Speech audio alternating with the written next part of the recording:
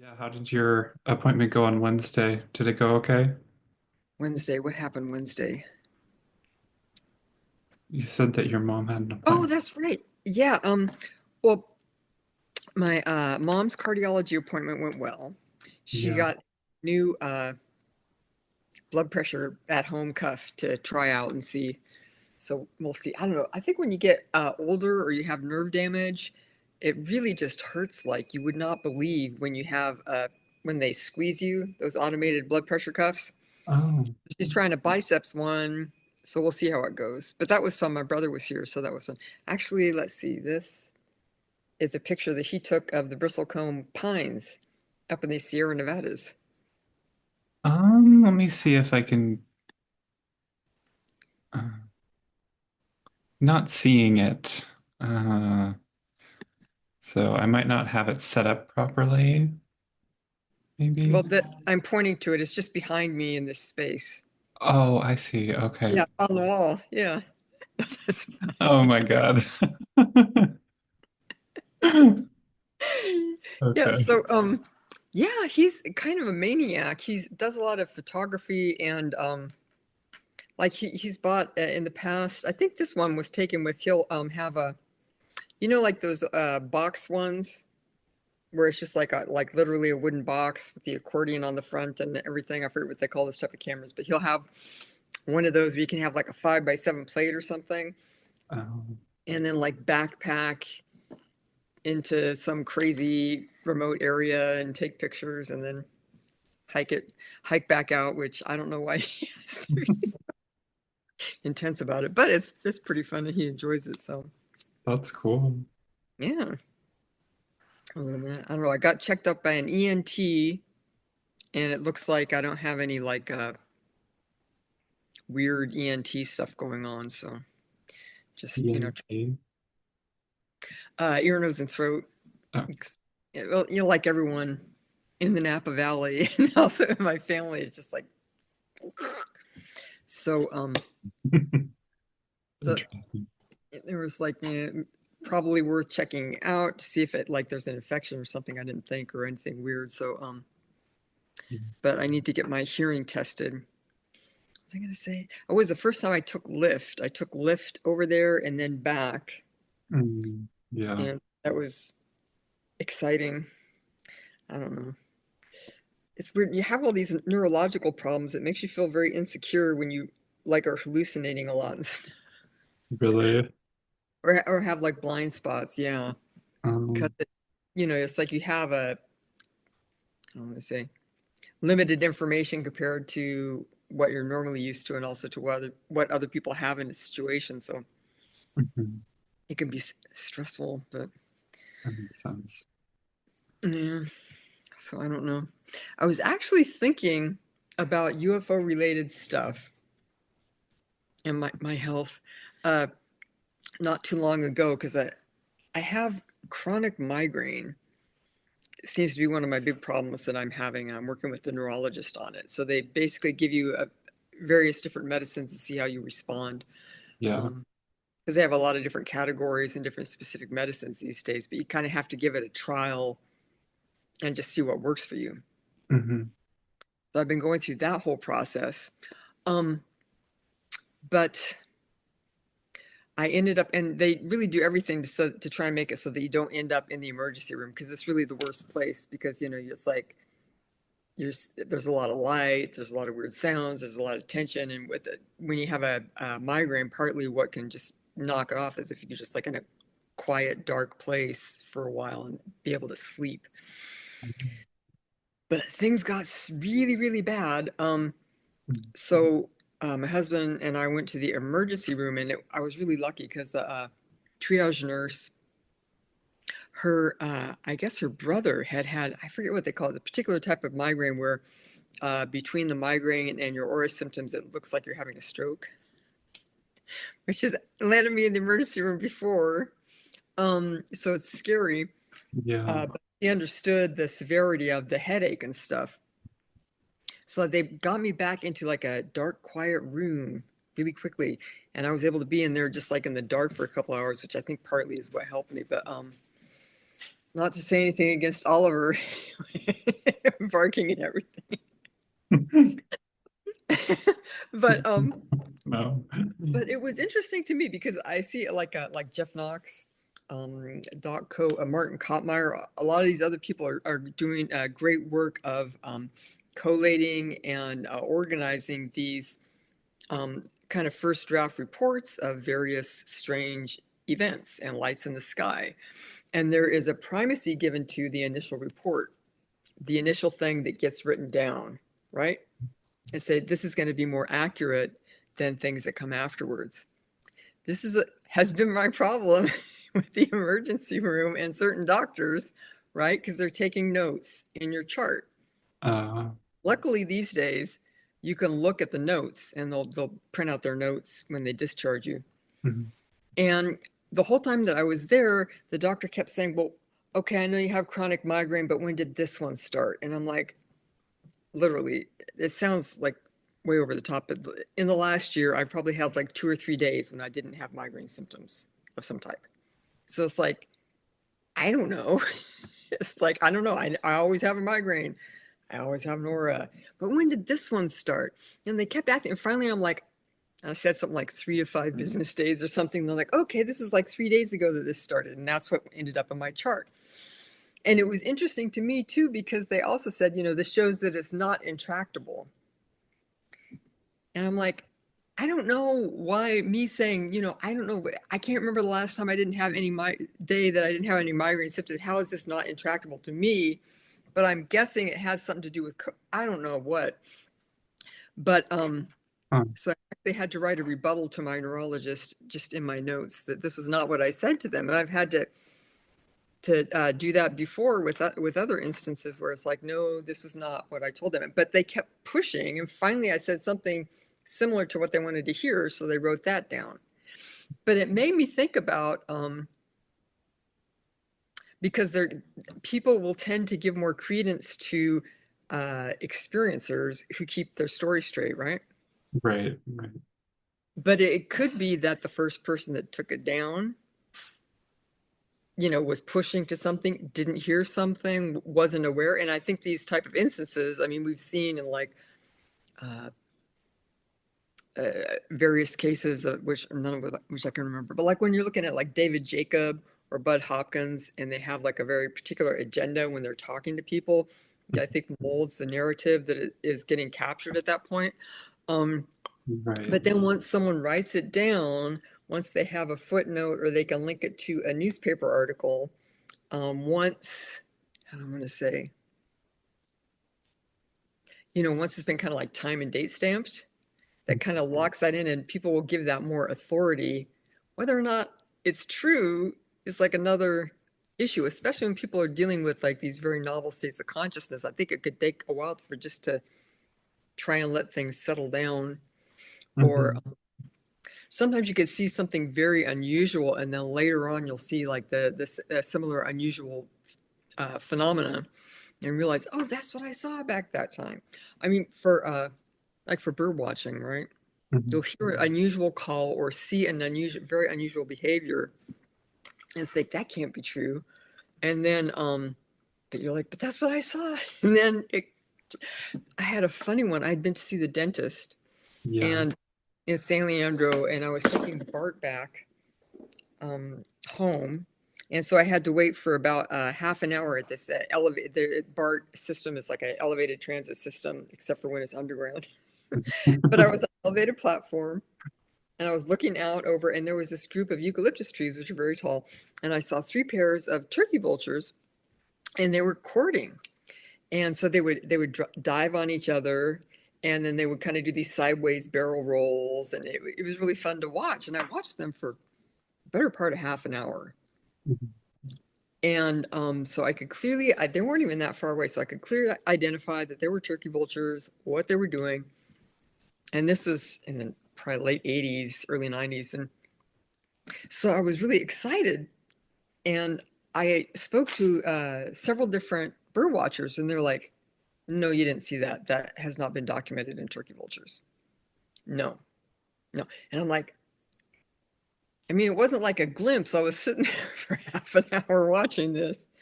Huh. Finally, I went to my original bird watching teacher, Phil Gordon. And he's like, "Oh yeah, isn't that spectacular?" He's like, "You know, that it's wonderful to see that.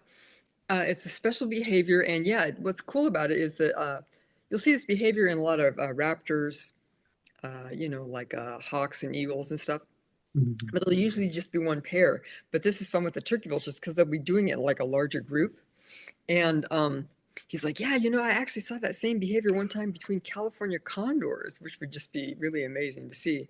Um, but so sometimes you can like report something and then have all these people like dismiss it and then go back. And then so later on, you're able to say, yeah, I saw this. But I think sometimes people withhold that type of thing because they don't want to, because they're trying to come across as credible. So they know certain things that they report that they actually experience will give them more credibility.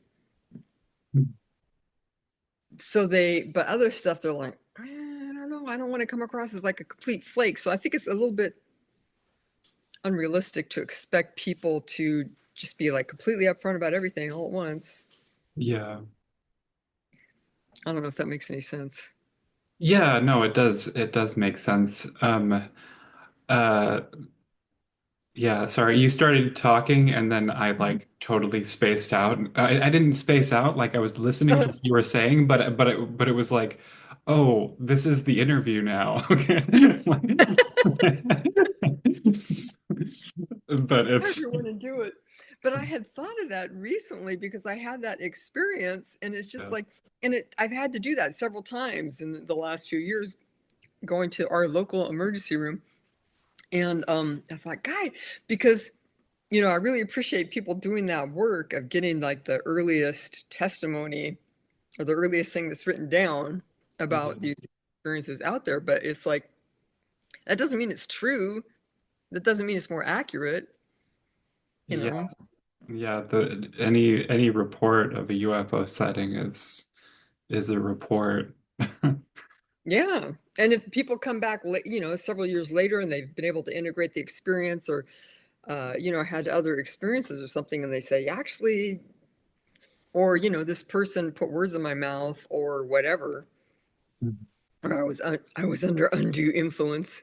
But that really it made me mad because it's like, you're sitting there and, I mean, by that point, I spent like about 3 or 4 days just like continually trying not to cry because this headache just would not go away. And then they have you there and they're just like, when did this one start? And it's like, I'm telling you, I've told you several times. It's like, why? And then finally it's like, okay, I'll say this. Anyway, they gave me some medicine that kind of helped calm things down. So Well, that's I, good. yeah, and I didn't have to wait long in the waiting room, which was really, I appreciated it. For some reason, it was kind of low key, but it's funny because, well, I don't know if it's funny, but we're in Napa here and they have a state hospital here, and it's for people that have been found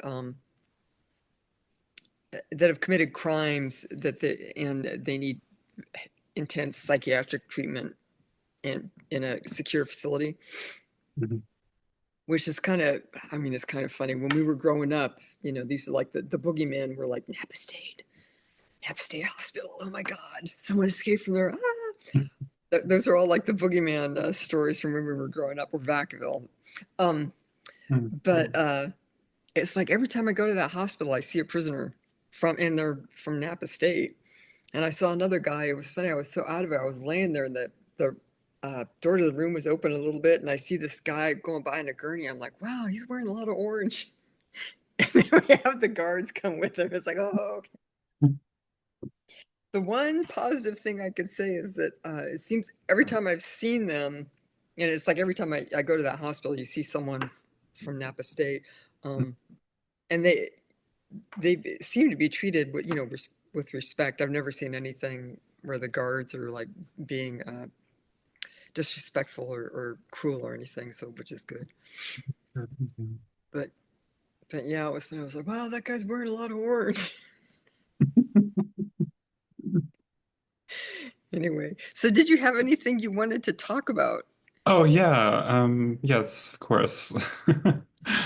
So I just have some really brief little notes here. So you asked, you wanted to talk about your gnome experience, and we had also previously talked about, I had the idea of talking about sort of like creating positive and healthy and productive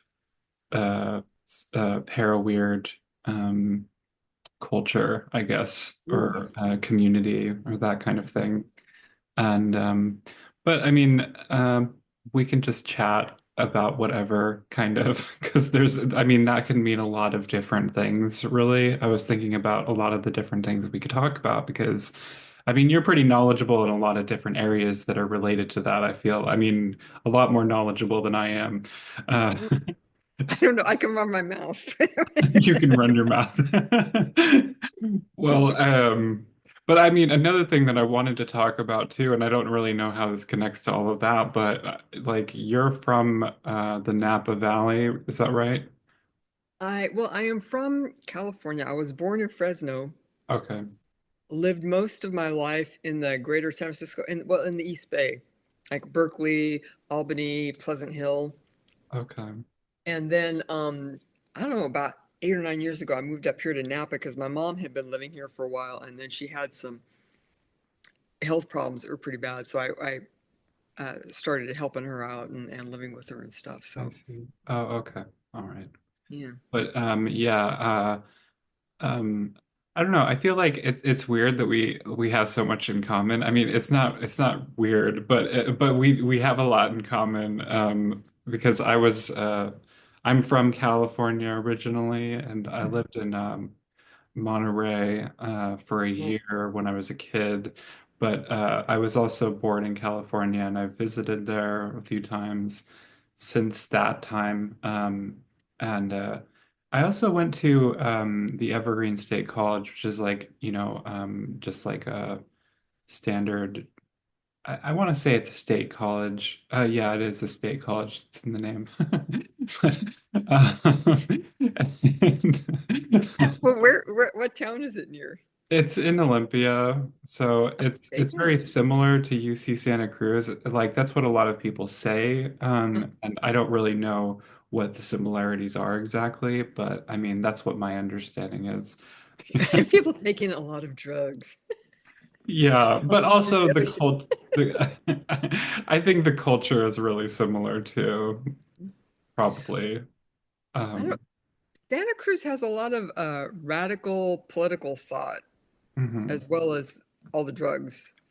Um, Yeah. Well, I mean, I think it's the same with Evergreen. It's a very um, I mean, it's a college, it is a sort of liberal. I'm not sure if liberal arts college is the right term for describing it, but it's very left. Like there, everyone there was very left and radical. I felt like going there. Um, so I mean, I think it's part of the broader West Coast culture, kind of like leftist scene. So, yeah. um, and Olympia is a very small town. It's the capital of Washington, but there's definitely like a sort of Olympia culture too. I think I mean, there are a lot of conservative people that live in Olympia and in Lacey and stuff, but it's generally, I think there's a very leftist culture and also sort of, I think there's a very unique like artistic culture that comes out of Olympia too, Mhm. and the broader Pacific Northwest, but Olympia is definitely a major hub for that, like historically. No, that's very, and it does sound very similar. One of the things that I realized when I got a little older and started to travel a little bit in the East Coast, although I've never really been there much. Mostly I've traveled a lot, like within California. Um, but uh, the whole like kind of Pacific Rim culture, Hmm. because Santa Cruz, all the East Bay, San Francisco, all these things, there was always like a very heavy Asian population and culture here, like in the Bay Area. It's not like you just have Chinatown, you have Chinatown, Japantown, Koreatown, right? Yeah. Uh, People from Laos, you have like all these variety of cultures. I was reading, because I did a show, with on the AP Strange show talking about what it was like growing up in the East Bay and Berkeley in kind of the 60s through early punk. Mhm. And I lived in Oakland for a while and I've spent a lot of time in Oakland. And I guess it's like the most ethnically diverse city in the United States. Mhm. It's like everyone here. And so you get used to just there just being a lot of different type of people all over the place. Mhm.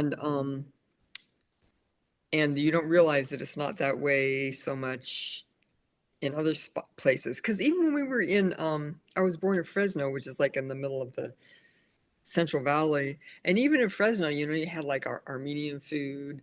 You had a lot of different types of Asian food. Even when we were little, like in the '60s, there was still, and then of course you have the whole south of the border, right? Population, because you have people from Mexico and South America and Central America, um, who are, have very deep roots in the region and contribute a lot economically.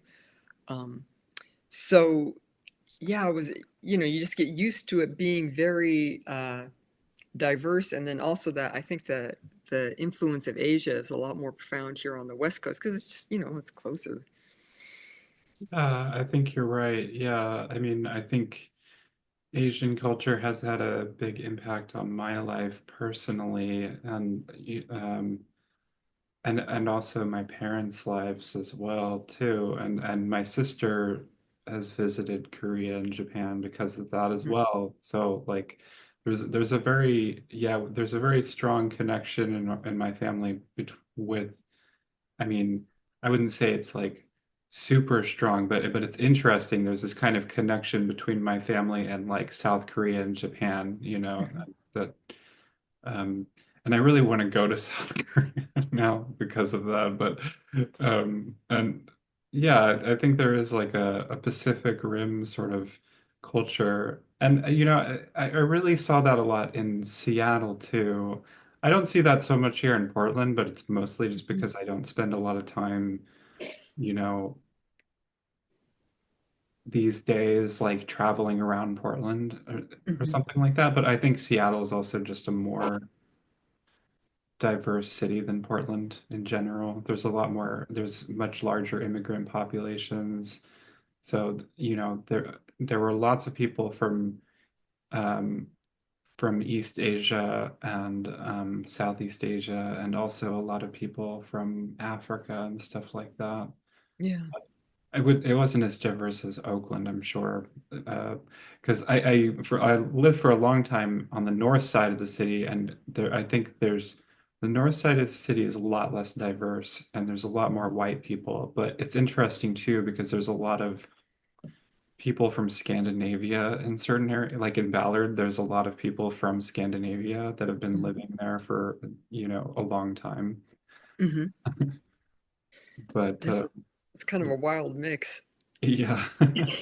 But yeah, there were a lot of people from East Asia there as well. So Mhm, and yeah, and I think that it's had like a big impact on culture on the West Coast too, like in terms of, well, like Buddhism and stuff like that has had a huge impact on not just the spiritual culture, but just like the more broadly the counterculture and like art and stuff like that as well. mhm. Yeah, and even just the well, like you're saying, art and architecture and all that type of thing. Food, of course.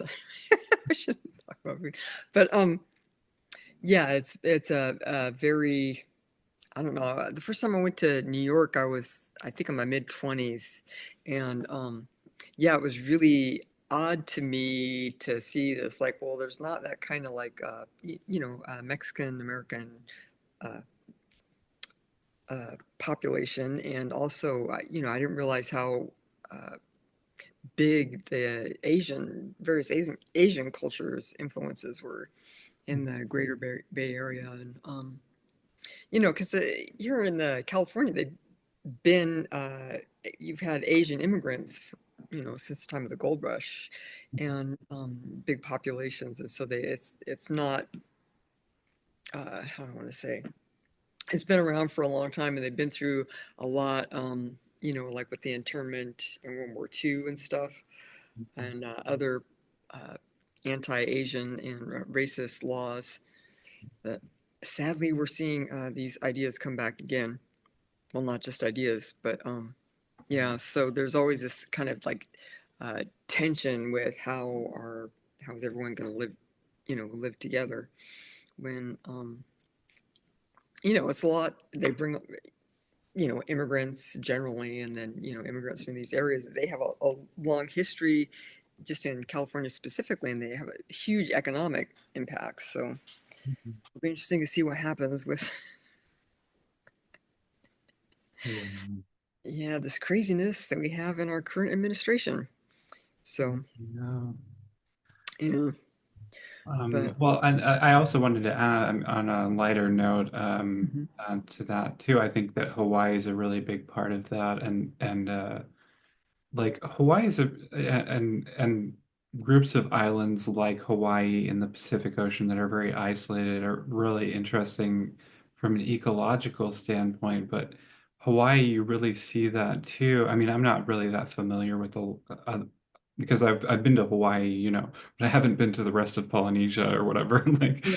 but my experience visiting there was it was interesting because I felt like there was a cultural connection between Hawaii and the West Coast, but there's also a really big cultural connection with Japan that dates back a really long time. There's a whole history between interactions between Hawaii and Japan.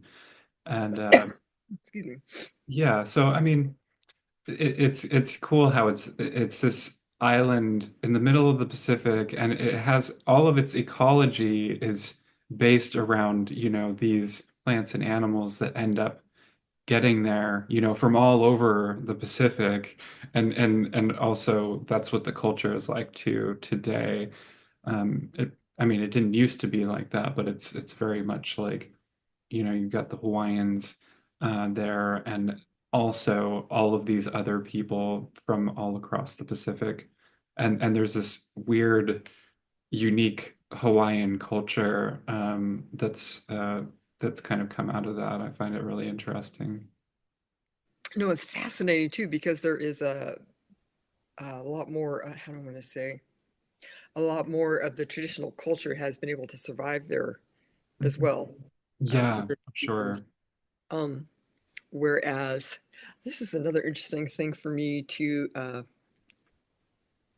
discover when I was traveling in high school, especially because my mom's family goes back to the Chansey people, which are a Yokut tribe in the foothills of the Sierra Mountains.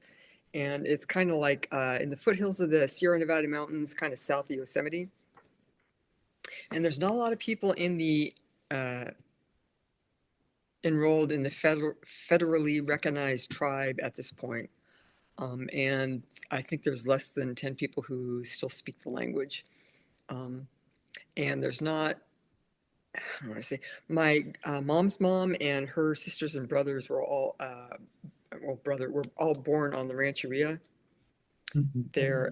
And then this was during like the 1910s, 1910s. And there was a lot of discrimination against California Native peoples at that time in California. And so they could pass. And so they all did. Although, we learned about our history and roots and everything, but Mhm. it's such an odd feeling because the whole time from the time I was like two was the first time that my mom and her dad took me camping, where she had grown up camping with him.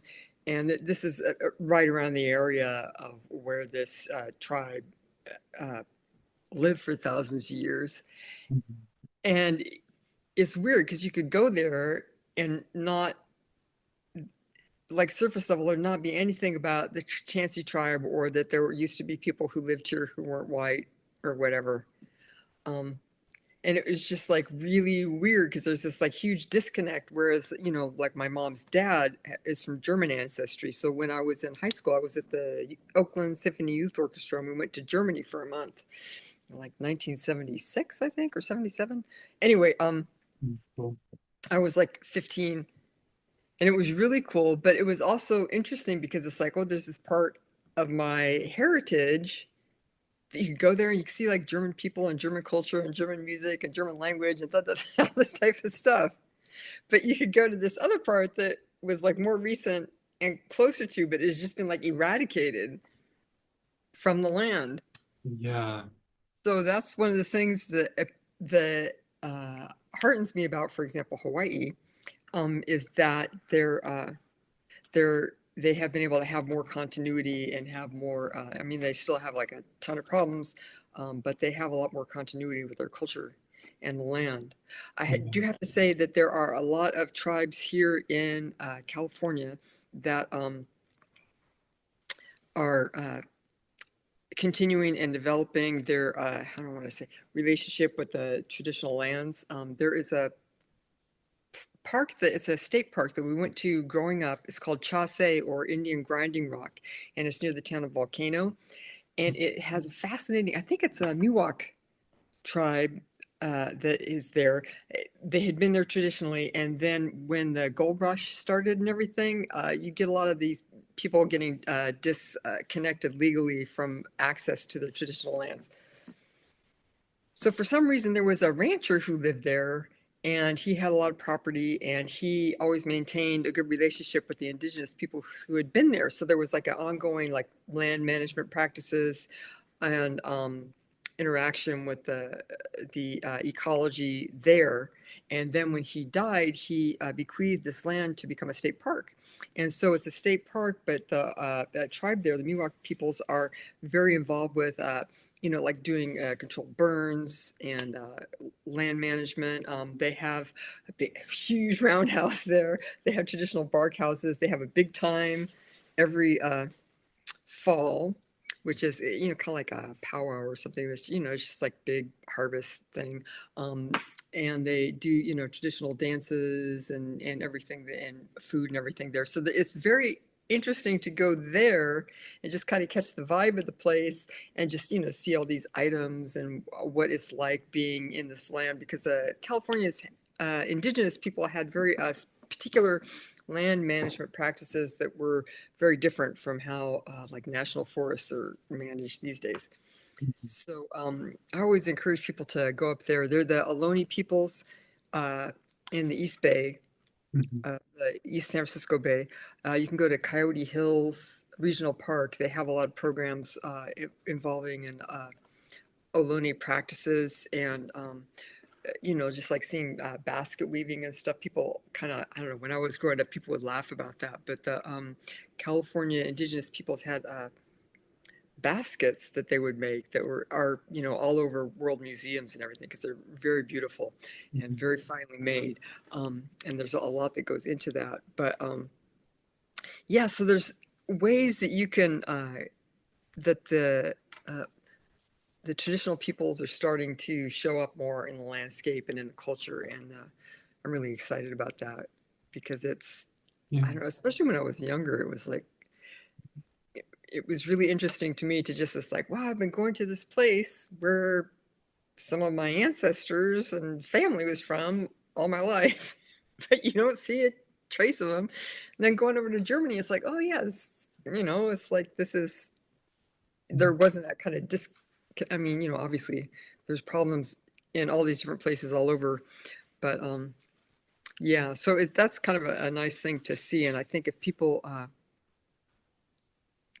look around, there's more like land trusts that are coming forward that are starting to, purchase different uh, tracts of land and start to manage them traditionally. And in the complete north, like way up at the north border of California, they've been taking down some of the dams in the Klamath River.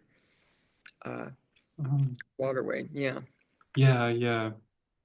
Um, and yeah, so there's salmon populations coming back a little bit. Yeah, which is yeah, really cool.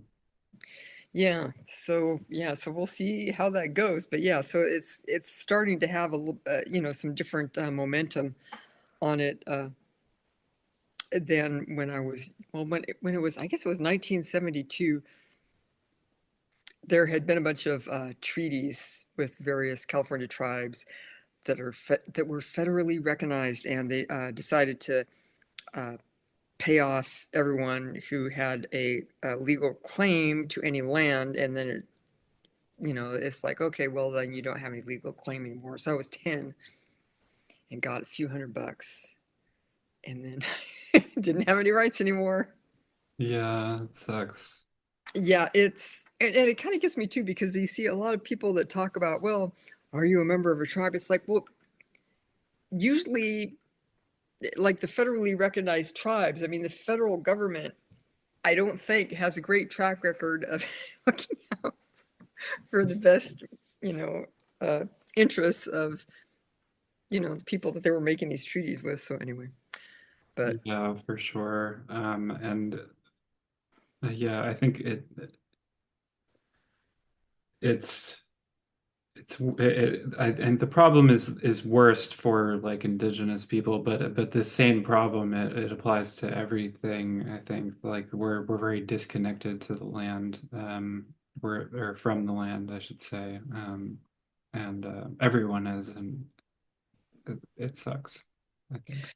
and the thing is that, I mean, look at what, like, Arnold Schwarzenegger, he was governor of California, and we have a big problem here in California with air quality, and the people that really get the worst of it are little kids, because you get a lot of ozone and particulate pollution, and like in Fresno, the Central Valley, right?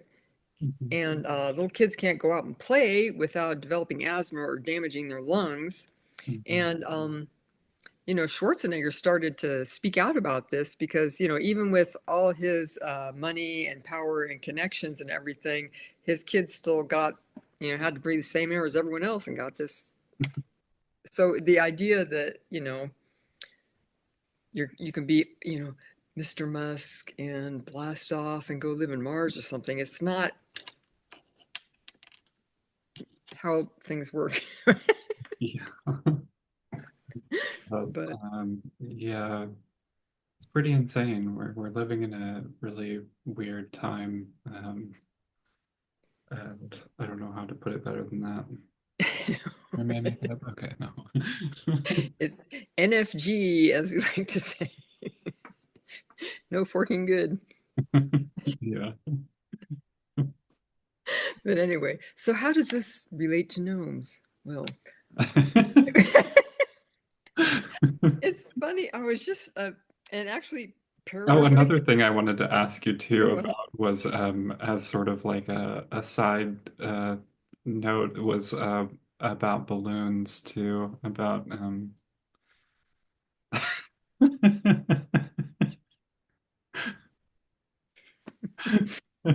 I made my brother. So recently, so if anyone doesn't know, I live in Napa, and it's a tourist area, and we're surrounded by vineyards here.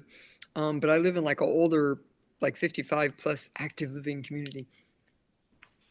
And Mhm. so there is a balloon company that gives people rides in these hot air balloons, tourists. It sounds like a lot of fun. I've never done it.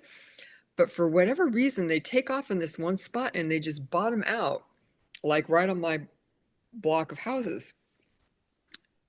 Which, I mean, what do I mean by bottoming out? I mean, you have this like basket full of like a dozen plus people, and they're flaring, which is, these huge flames to try and, get up. And it just, I mean, one time I recorded a lot of these to try and get it across to the FAA or someone that, they're flying dangerously here, because it's not just one incident. I've recorded like dozens of these incidents. And anyway, so it's just like really nice and really charming and very Wizard of Oz until, they're almost, they're like literally like clipping the trees in your neighbor's house. Or a couple weeks ago, uh, I was on the throne in the morning, and Oliver started barking like crazy, and I could hear a balloon flaring right over my house, and so I was able to get up and come out to the deck, and I couldn't see anything because we have like a cover over the deck. But our neighbors across the street, they're like, "Yeah, that guy, that one didn't hit you, but yeah." So I extracted a promise from my brother. I said, will you promise me that if I die from a hot air balloon attack while I'm on the can, we put the entire thing in my obituary?" Anyway, because I'm like, this is like, on the one hand, it's just like this is surreal, stupid problem to have, and it's not like a widespread problem, but here I don't.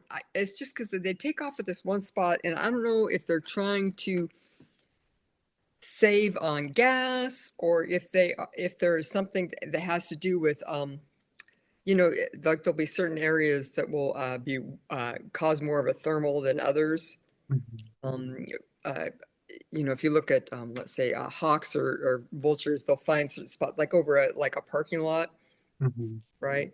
That's going to release hotter air. So I don't know if something about our spot here causes them to lose altitude or whatever, but it just. And I sent it to, my brother is retired Air Force. I know other pilots and stuff, and they're like, yeah, that's like super duper crazy dangerous. But, um, it's a big tourist attraction until a bunch of them die horribly, I guess. Yeah. Well, and like you were saying, that could, if you have a hot air balloon accident in the Napa Valley, that could result in a wildfire or something like that too. Yeah, well, luckily, if they went down here, we have a fire department really close, and Mhm. they know how to get here because it's all these old people, so they know this place like the back of their hand. I have Right. to say that the EMT and fire guys around here are really, they've always been very good, Mhm. and I appreciate them immensely. But yeah, it's just crazy. It's just like this weird, strange problem from, it's like through the looking glass, you just have it. And it must be something to do with I'm thinking the air currents over here, either that or they don't know how to fly properly these or pilot properly these balloons, because like always like right within the same area, Yeah. they try and bottom out. And conveniently there are some electrical power lines right there too, so that could. Oh, God. Yeah, that's So it's terrible because I've been trying to since I lived here. It's like I've been trying to like raise a ruckus about it, but then there's like so much other crazy stuff going on that no one has time, so I don't. annoying.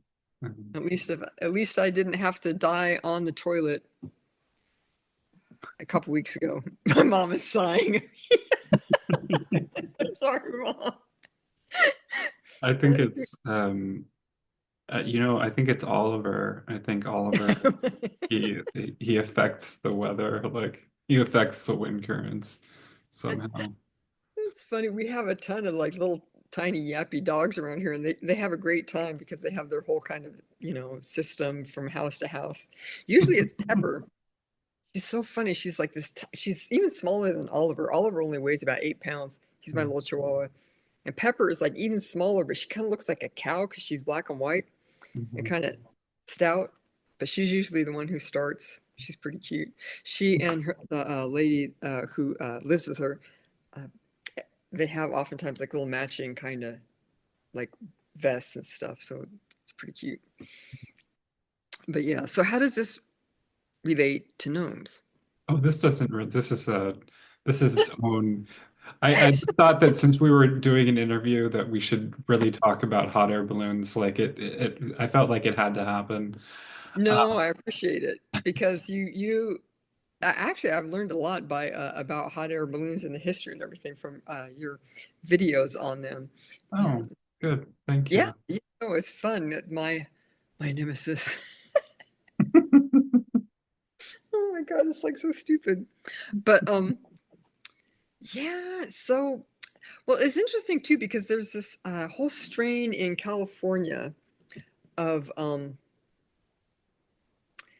of like car culture and pilot culture and kind of tech gearhead culture.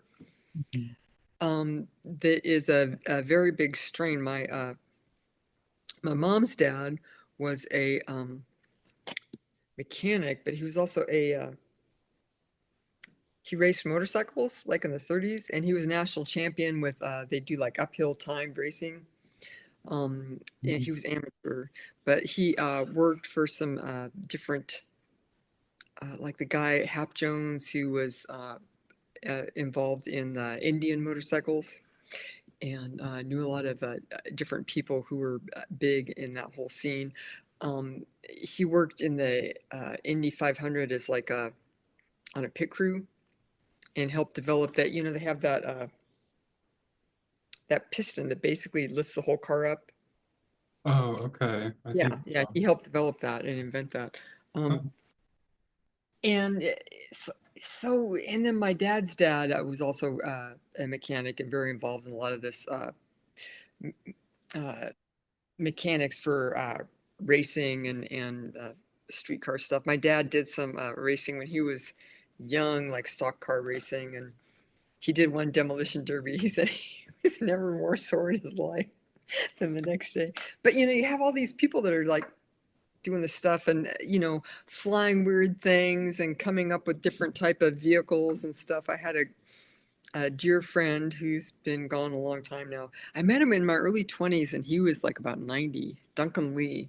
But he was also a big gearhead and motorcycle person, car person. He worked as a mechanic for Borden Milk, I think, for Mhm. most of his career. Um, but yeah, so there's always this whole kind of culture of tinkerers and gearheads and car culture. And, you know, you have like a lowriders and different type of how do I say? Well, like going out to Burning Man, like the art cars, Mhm. right? That's all building on like a Latino and Black car culture, Hmm. um, sideshows, and how do I say? I don't know. Did you ever watch that movie American Graffiti? I have, but not since I was, not in decades, so I have no Yeah, memory of it. I think that was it was. I think it was George Lucas. Yeah, yeah, it Yeah. was. Okay. But It might yeah, be, it might have been him working with someone else, but I think it was, yeah. yeah. The But movie that's I do very. remember is Mhm. Star Wars. Yeah. No, THX 1138 was what I was actually going to say because I remember that one really well too, even though I've only seen it a couple of times and it's, way more boring than Star Wars, but it's still a really good movie. Mhm. I've never actually seen it. Well, this is kind of, I don't know. That I was was, some of it was filmed in the BART before it was opened, I guess. But they yeah. filmed it like it was a vertical tunnel. So, Hmm. they had Robert Duvall like, climbing up the rails like they were a ladder or something like that. Oh, that's funny. I, because that movie American Graffiti, it was very much about like a Central Valley, California car culture. Yeah. You know, hyping up these cars, street racing, all this type of stuff. Mhm. Um, and then that movie that he did that was based, it kind of pissed me off.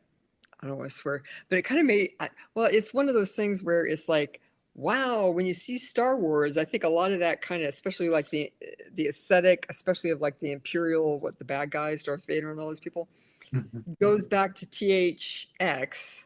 Mhm. But that was very much like the BART aesthetic, right? Which is this Bay Area rapid transit system, which opened like in the 70s. Mhm. And so it was like a weird thing because it's like everyone's saying like the Star Wars is like, wow, that's so cool and everything, but it's like, okay, it's like riding Bart.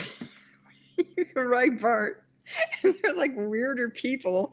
That's true. You don't think about it, but there's this retro futurism in all of those movies. And Hmm. I mean, it's way more noticeable in like the Star Trek movies for some Hmm. reason. I think, I don't know, I think George Lucas somehow managed to like kind of mask that a little bit with the Star Wars movies, but it's still definitely there. You can totally see it in the designs of ships and like cities and stuff like that, especially.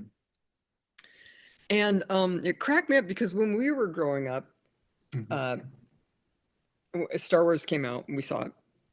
But then also on the kind of local channels, like I don't want to say like TV 20, like not the big three, but kind of like the local channels, you'd see all different type of stuff, including Hardware Wars, which is like a spoof trailer of Star Wars by Ernie Fusifalis, I think is the guy's name who did it. He also did for one for Apocalypse Now.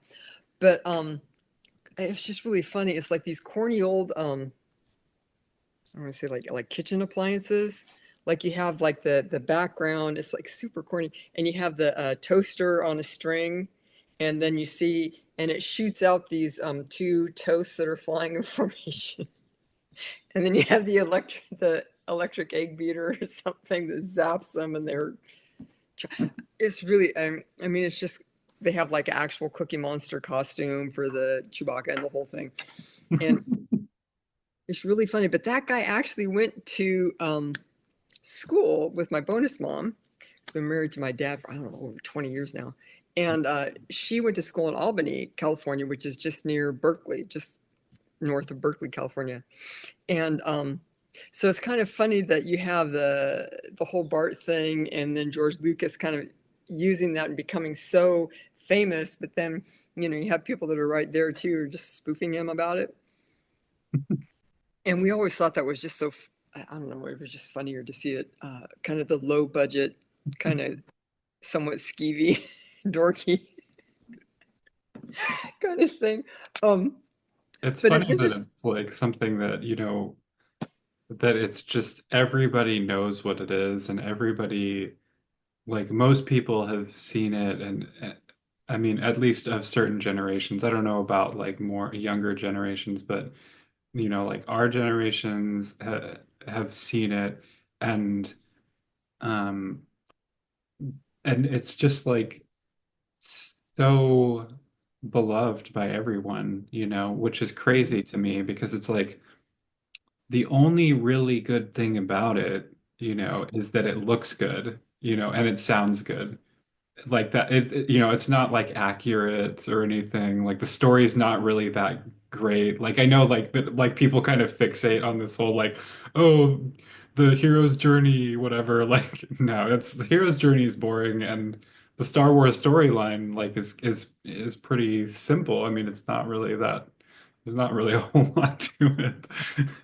And so like the only thing that's really great about Star Wars is that it has really good special effects and it looks really nice, It- Hmm. it's really Yeah, bizarre. I never really cared for it. And then of course you have like Hardware Wars. Of course, we were just like dying cracking up because it's just, I don't know. I'm always more attracted to kind of like DIY and the jokey stuff. And it's pretty ballsy of him to make that spoofing Star Wars when you're just like they're in Albany.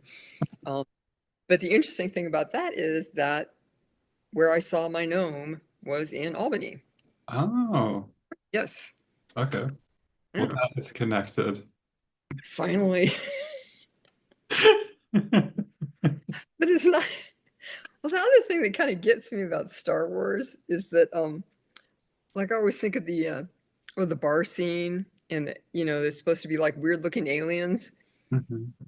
and it is pretty cute and pretty fun and everything. But at the same time, it's like there's like so much weirder shit you can come across. All type of like really weird people in like Berkeley and San Francisco at that time. There's like things that are just like so much wilder.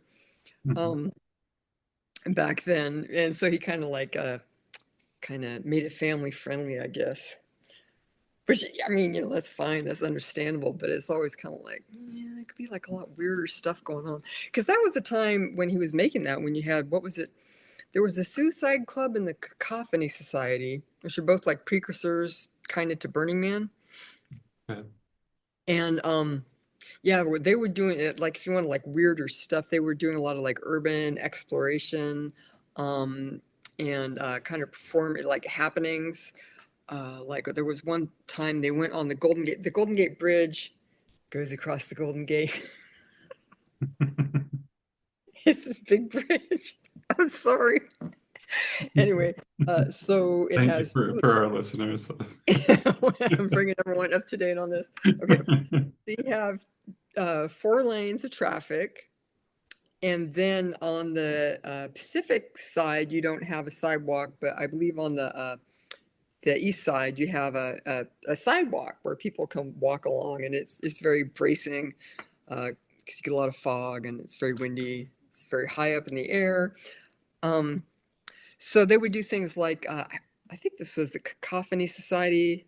Maybe it was a Suicide Club. Anyway, one of them. They like took like little tables and dressed up in formal wear and went and had like a 4-course dinner with champagne and everything on the sidewalk there on the bridge. So just kind of these happenings. Another time they went and oh, they were all riding the cable cars in a group naked. You may notice a theme in Burning Man and the Burning Man precursor thing. It's like basically we run around with no clothes on. Actually, it was funny. I hadn't realized it growing up, but recently it turns out that I grew up in Castro Valley, California, and there's a, I guess right out. Actually, I guess it was in the city limits, but it was in Crow Canyon, so a little bit of like the more rural part of our suburb. There was actually a nudist society, but we never went there. So but anyway, there's always a lot of like nudists. I guess the weather's nice, so people figure it'll be better. So, I don't know. Anyway, um, why was I talking about that? Oh, Because so yeah, you like had Star Wars, yeah, trying to talk about like, oh, isn't this cute? And you're thinking, yeah, there's a lot of like weirdos like crawling around in the culverts and tunnels, mhm. riding the cable cars naked. But you saw a gnome in Yes, Albany. yes. I uh and actually he was accompanied by kind of a woman in black type of figure. So I was thinking about that this morning, and I'm pretty sure it happened before I had read John Keel's Mothman Prophecies. I was living in Albany. If people listen to the AP Strange show, he had author of a book about Anton LaVey on there recently, and they talked about how there was a pagan occult archive in Albany, California, and it's right at the intersection of San Pablo and Solano Avenues, and it's literally like 8 car lengths from where I was living at the time this experience happened to me. They didn't come. I was living there in the '80s with my sister, and this place didn't come there until the 2010s. But I was really kind of shocked because it's not like, oh yeah, it's in Albany. It's like, no, it's like literally right around the corner from where you used to live. Um, but I always walked a lot, and I would usually kind of walk towards the hills, and you could walk up the hills and then down and get your exercise and see things and stuff. Mhm. So I was walking one day, and I've probably walked through this particular spot over 1,000 times. Like I lived there a long time. I did a lot of walking. I tended to walk along this road and area pretty often, and so it was just like I was probably like in my early 20s. So I'm walking, or maybe mid 20s. So I'm walking along, and I have gone up towards the hills, and I'm walking back. And speaking of BART, I was just like about a half a block from the BART tracks on, I think, Washington Avenue. And I'm walking west, and there is and I'm on the north side of the street, and there is a church a couple blocks in back of me, and they had like um, the bells that would play out at certain times. So I start to hear the bells going, and then I hear from kind of to my left, maybe a little bit behind me, someone say, "What time is it?" And I see about two houses in front of me a guy who is maybe about 3 feet tall, very still, I believe possibly levitating just like a little bit off the ground, not looking at me.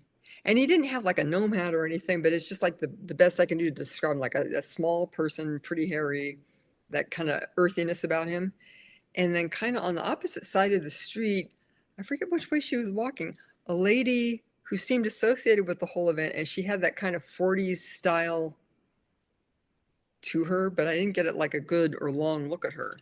So I hear this, and all of a sudden, all the sound stops. And it's just like literally, it's like I lifted my foot up and then it comes back down again. I think, and I know immediately that it's quite a bit of time later. I think probably about 40 minutes. And the gnome guy is gone, the lady's gone, all that sound is gone. And I was thinking later, how would I know that the time had passed? But it wasn't a real fogged in day. So, the sun moves, right? So I'm Yeah. guessing that that is how I knew. But I knew immediately that I had missing time. And I'm just like, well, um, but I, that's about all I have to say about it. That's It's just really one, it's really just one of those weird things that happened. Uh, this happened probably just a couple blocks from where my bonus mom at the time was living. This is actually right. She she and my dad still live in her house that she bought when she was a young woman, and this right around the corner from her mom and dad's house where she grew up. So it was right within a couple blocks of there. And I don't think I knew her at the time. I had seen her dad though because he would walk as well, and so we'd kind of say hi and stuff. Um, but yeah, it's just one of those weird things. There is an underground stream that kind of goes along there, and then the BART is kind of intersecting there. It's above ground at that point, but I was about a half block from the BART tracks. But and it's weird because it's like I don't know, it never bothered me. I'm like, oh well, what can you do? Even though I knew at immediately that I had some missing time. Um, but I think partly by that time I'd already had a number of years of like really bad health problems. I'd almost died a couple times. I had a near death experience. So I was kind of like, well, um, I seem to have all my fingers and all my toes, so I'm not going to worry. And I've never had a memory come back into my mind of, oh yeah, this is when. But I do think that it had something to do with being so close to that stream, and then my Doris's house and where she grew up, and it's going to be where she and my dad would be living for so many years. It would be an important place to me. My dad and her house. So, um, but yeah, it makes me wonder, like why? Because I know like a lot of people would have that experience and it would really, really bother them, and they want to investigate or get hypnosis or whatever. And I don't know why it never bothered me. yeah. Well, I mean, what would you think would happen if you did get hypnosis? I I don't know. I mean, what I would do if I was interested. When I was what 22, 21, I had maybe 20. So at some point in my life, I had a near death experience. I was very, very ill, and my doctor at the time did kind of a last ditch effort procedure to try and break this cycle I was in. And so I ended up, because of some of my other uh, physical conditions, having being in convulsions for about 20 minutes. and I had a big near-death experience, which put me in contact with some non-human intelligences. Uh, Probably the Tathagatas from, as they would be called in Tibetan Buddhism. Why would I say this? Well, I ended up 7 years after this happened. My boyfriend at the time took me to a Tibetan Buddhist art exhibit in San Francisco for my birthday, and I recognized one of the tankas depicted what I had, not what I had seen, but what I had, it was getting at the same experience that I had had during my near-death experience. So then I ended up pursuing that. And so I lived for like, I don't know, 3 or 4 years in a Tibetan Buddhist meditation center in Kensington. And when I talked about some of these experiences with the Rinpoche there, he said, yeah, it sounds like the Tathagatas. So I have been in contact with them ever since. So if I wanted to know, I would ask them. I'd lay down and put a sock over my eyes and block out the light and say, okay, guys.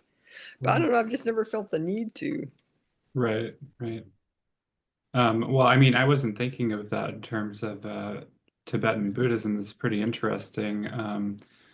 You obviously know a lot more about Tibetan Buddhism than I do, but I mean, I've read the Tibetan Book of the Dead. I've been to a Tibetan church that Oh, I've uh-huh. been to a few times actually in Ballard. And I mean, yeah, but I think it's really fascinating in Tibetan Buddhism, and well, in particular in the Tibetan Book of the Dead, how they have this very detailed and nuanced description of the afterlife. Mhm. And it's like, I don't know how accurate it is or whatever, but it feels like it at least, you know, it at least gets a lot of the near-death experience that people report pretty accurately. And it sounds to me like from a psychological standpoint, like from a psychotherapeutic standpoint or from a spiritual standpoint or whatever, Mhm. that it's like a really beneficial guide, I guess. Um, and and my understanding is you have a lot of experience with Buddhist practice, right? I well, this is one of the things that I wonder about, and that there's, like you say, there's like Buddhist practice, and there's a lot of different types of Buddhism. It's like you Right, say Christianity, right? There's like bazillions of people practicing this, so they're going to have their own approach. right. Um, and then there is, so if you're with an individual teacher, then they're going to come from a particular tradition, and you're going to be interacting with certain texts or not in a particular way. Mhm. Uh, so all I can really speak to is that people that I studied with, Hope you can't and hear that, but my stomach is making weird noises. oh, Anyway, sorry, okay. continue. And and then there's the canonical texts, and there's commentary on the text and everything from scholars. Right. Um, and then there's just when you go someplace and do that. But for me, all of that, of course, is very much informed by the my near death experience and the beings that I'm still in contact with. So so I don't. I mean, I've been practicing and trying to find my way through things for quite a while, but I don't know that it means that I have any better knowledge of it than anyone else who's been trying to get. Yeah, yeah, that makes sense. I guess, yeah. Well, I'm thinking of it because when you brought up this idea of missing time and doing, hypnosis, it of course made me immediately think of abduction, um, narratives, how people like David Jacobs and Bud Hawkins, who you mentioned earlier, like will, they use leading questions and suggestions and stuff like that too, as well as probably, um, the um, the subjects, their own biases and stuff like that to basically fabricate these Mhm. narratives that are oftentimes exploiting the experiencers, and in many cases can be really harmful to the experiencers too. Um, but when I think of something like different Buddhist practices, and you're right, Buddhism is very diverse, and that there's no um, you know, shorthand way of talking about that, but it's definitely, a rich collection of traditions, I should say, right? That's Mhm. and they're all pretty old in history, I feel like. I mean, there's modern strains of Buddhism that are more influenced by like New Age and stuff like that. But in any case, though, generally speaking, I feel like, it's probably better to go to, your church or something like that. Granted that if you're not like an evangelical Christian, but maybe I should, yeah, maybe it's more complicated than that. But I guess what I'm saying is like one would benefit more to like going to like Rinpoche or something like that than going to to an abduction researcher or something or a ufologist. It, well, this is one of the things where, like people talking about scholarly discussions of Tibetan Buddhism Hmm. versus what I was living day to day when I was living up there is Yeah. different. Right?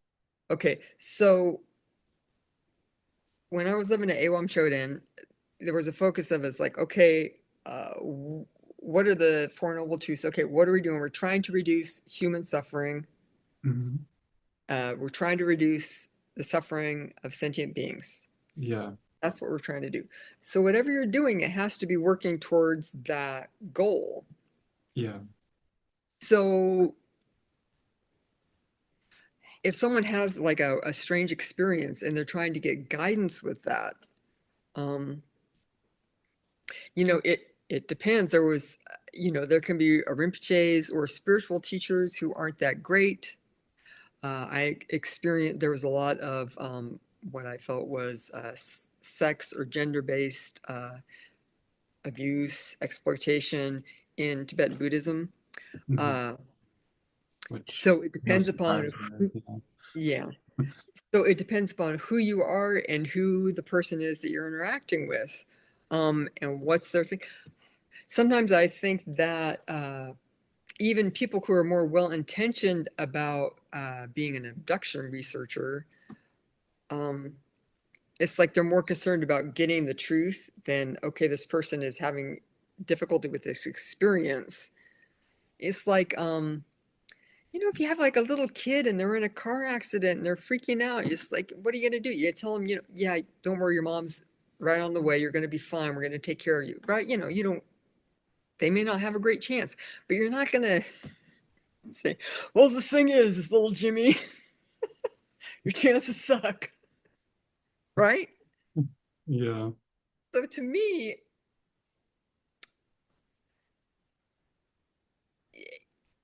I, I would feel more comfortable with uh, UFO people if they had a little more emphasis on how can we support experiencers who are having a rough time before, well, let's figure out what actually happened. I mean, Yeah.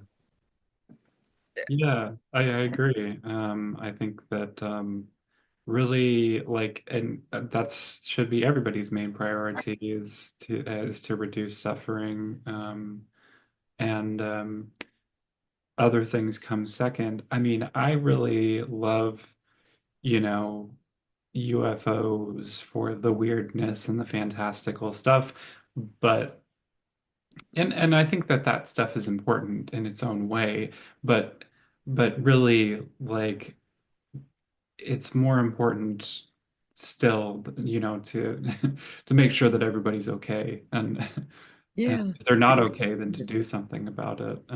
Absolutely. because there, there's these narratives that can be really fun and really corny, but you never know. I don't know. I mean, you can never be like 100% sure, but I think it's important to be mindful of narratives that have a track record of being harmful in the larger society or for individual people. Like there's a lot of UFO people that get interested in the early contactee stuff, but don't want to pay attention to the part about it's like, well, this is like there was a lot of white supremacist ideology that was enmeshed in this. Mhm. And maybe we should pay attention to that before we just start talking about, haha, this is so fun and retro corny or whatever. Right. Yeah. Mm, or people, yeah, I don't think, yeah, I just think that considering possible harms and historic harms to people by these particular narratives, I just wish it was more forefronted in discussions about, flying saucers and weird events. Because I mean that's some of these stories just can't be beat for just sheer weirdness or charm. I mean, like Simonton and his pancakes, or the airship stuff. It's just fun. Um, Yeah. but then you have other people that have like the Tahunga Canyon stuff that Ann Druffel and Scott Rogo looked into, and I liked their approach because they're like these people are having a hard time with this. Um, Yeah. uh, and they were mindful of that, which I appreciated. Yeah. So Yeah. yeah. I was reading this was a while ago, but I was reading her some of her writing about the Rex Heflin case, and she had investigated it for a really long time, and also went, she went back years later and had really interesting insights to add because, Rex Heflin was having all these like I don't remember exactly what it was, but he had some sort of medical issues that he was dealing with years later, and then he I'm gonna have to look at it again because I have a terrible memory. But it was really interesting the way she looked at it because he got the original prints back or something like that of his photos or something Uh-huh. like that. But like his story about that was a very, like Man in Black type of story. Like it was Yeah. this weird thing that like they showed up with like some anonymous person called him or something. I don't remember exactly what it was, but Mhm. something like that. And it was like serendipitously also at the same time when he like needed, he was struggling the most with getting medical support, which, is really tragic for him. But also it kind of, I think, reveals, I don't want to read too much into it, I guess. I guess I kind of want to give this guy the benefit of the doubt, although I'm pretty certain he was hoaxing. If he was hoaxing, that's the thing with some of these things. Even if they're a hoax, they're still pretty great. Like Yeah, yeah, that's Teflon true. photos, they're some of my favorites, I have to say, and just that little bit of dust devil stuff underneath.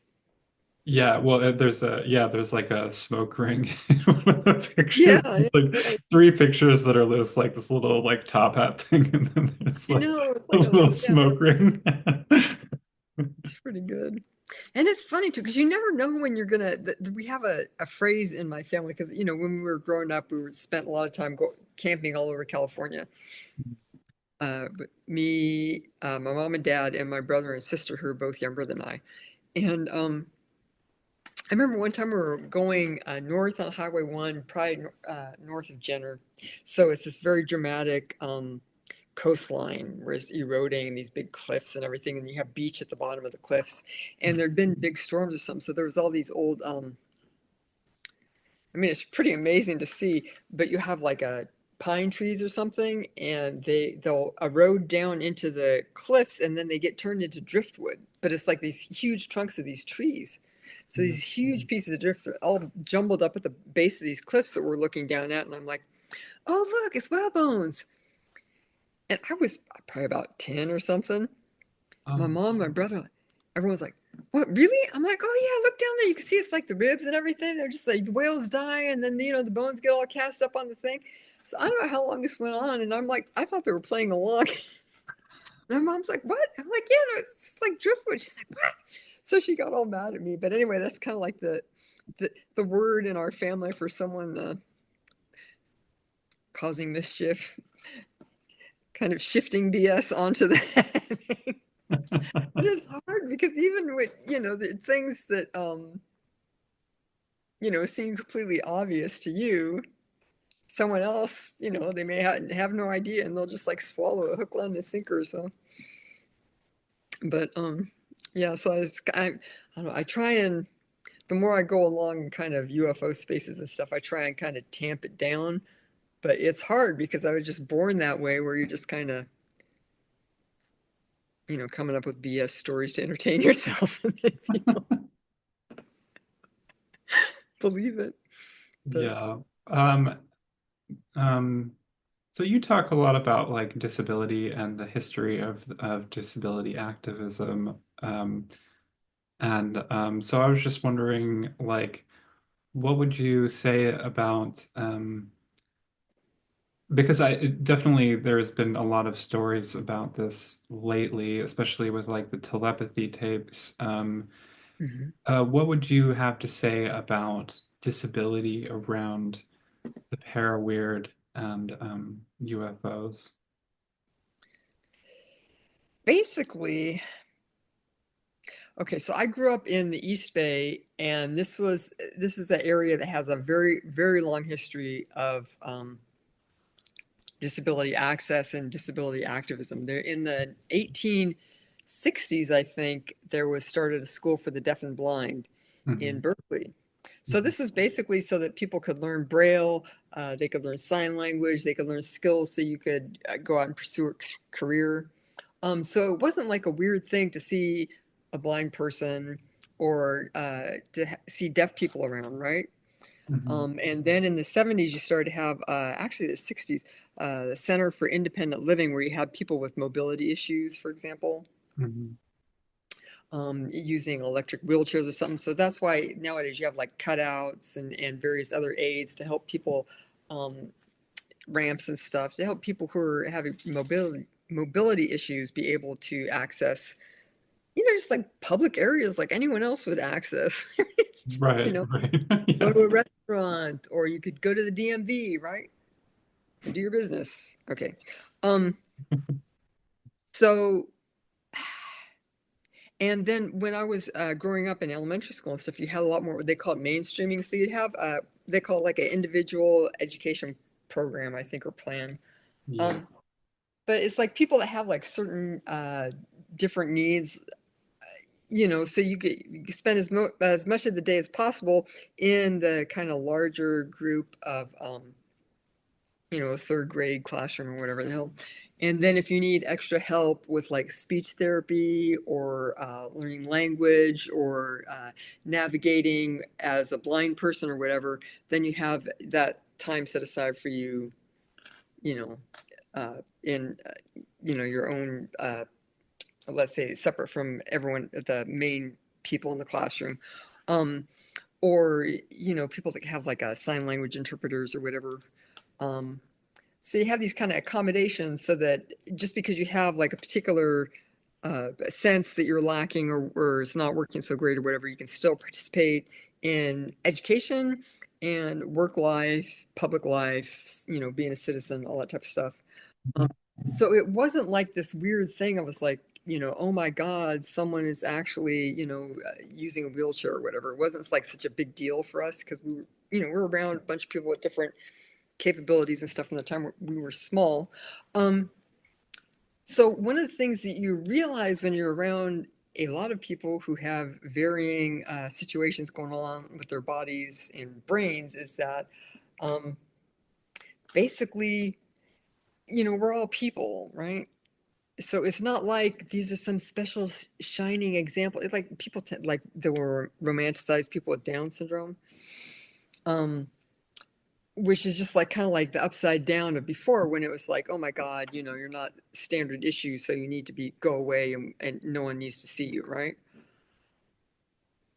So like with the telepathy tapes, there's this whole idea of facilitated communication that was actually debunked um, quite a while ago. And the idea is that if you have someone who has problems moving, right, then you can have someone who facilitates them. If you have like a talking board, you could help move that, help follow their hand. Because like the idea would be that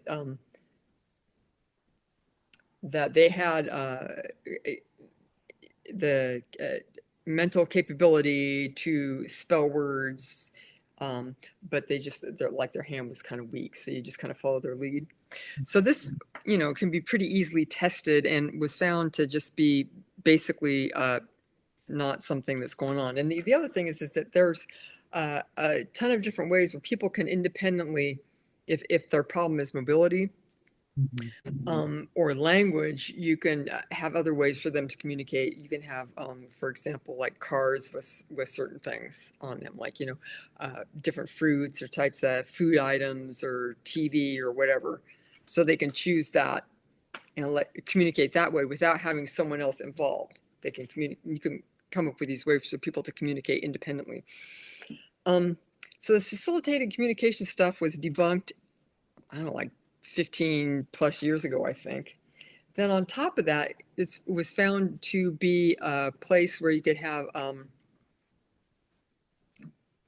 abuse or manipulation of people with intellectual or mobility disabilities, right?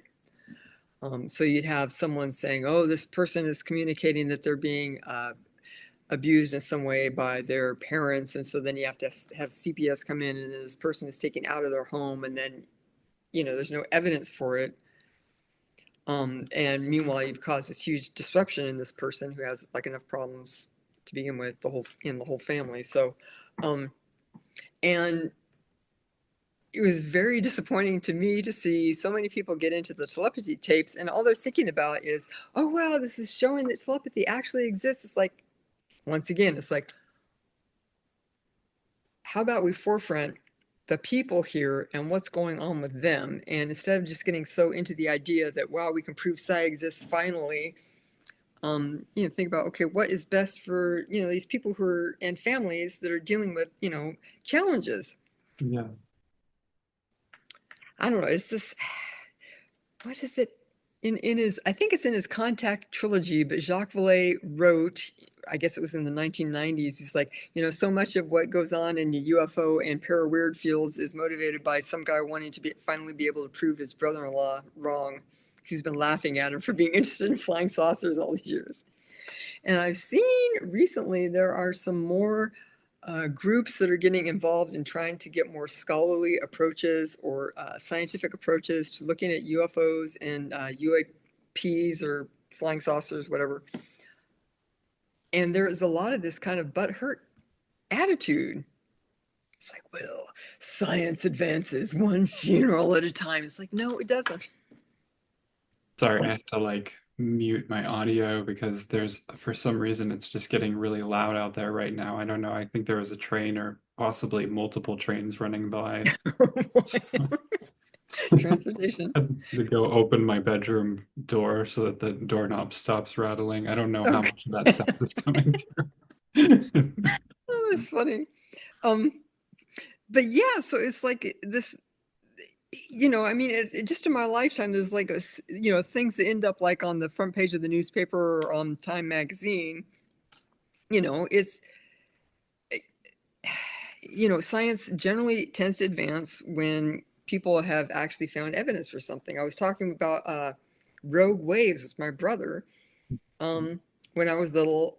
Oh yeah, old time sailors thought that they had every once in a while these big waves that came out of nowhere and would wreck ships and do all this damage. But of course, we know now that blah, blah, blah, blah. Anyway, so meanwhile, uh, you start to have better shipbuilding, right? So you have bigger, stronger ships that can survive more. Shipping becomes a lot more intense as far as an economic force. We have the ability to have satellites and buoy networks that can transmit information about weather and ocean patterns Mhm. um, to like the National Weather Service and stuff, so that then you can have better information about, you know, what's going on with the ocean and weather for transportation. Yeah. So this was all done as part of an economic push and as technology became available and these things became more feasible economically. Meanwhile, so what happened was is that you started to have ships that could survive an attack by a rogue wave, and you'd have satellite and other information that could document the existence of these rogue waves, right? And so then suddenly it was out from, it was no longer a Fortean phenomenon, right? And it was documented scientifically. But that's the whole point about science, is that science is not about, ooh, mom's going on a walk. Have fun, mom. Um, okay, I love you, mom. Um, Science is not about what we think is going on or what might be happening. Science is about, well, okay, this is what we can prove that we have data for, or that we can come up with these experiments that are reproducible. So people get butthurt because, you know, telepathy isn't accepted by science. It's like, well, probably because there's not that great data for it. And then the other thing is that what was the other big part of the equation in learning about rogue waves? Big economic incentives, Right. Mm. right? You know, I mean, everyone wants some big science tech thing that can make a buttload of money. I mean, if you come up with like a way to have like telepathic sex with people, believe me, there's going to be a lot of money for that. Right? So that's There would be a lot of demand for that.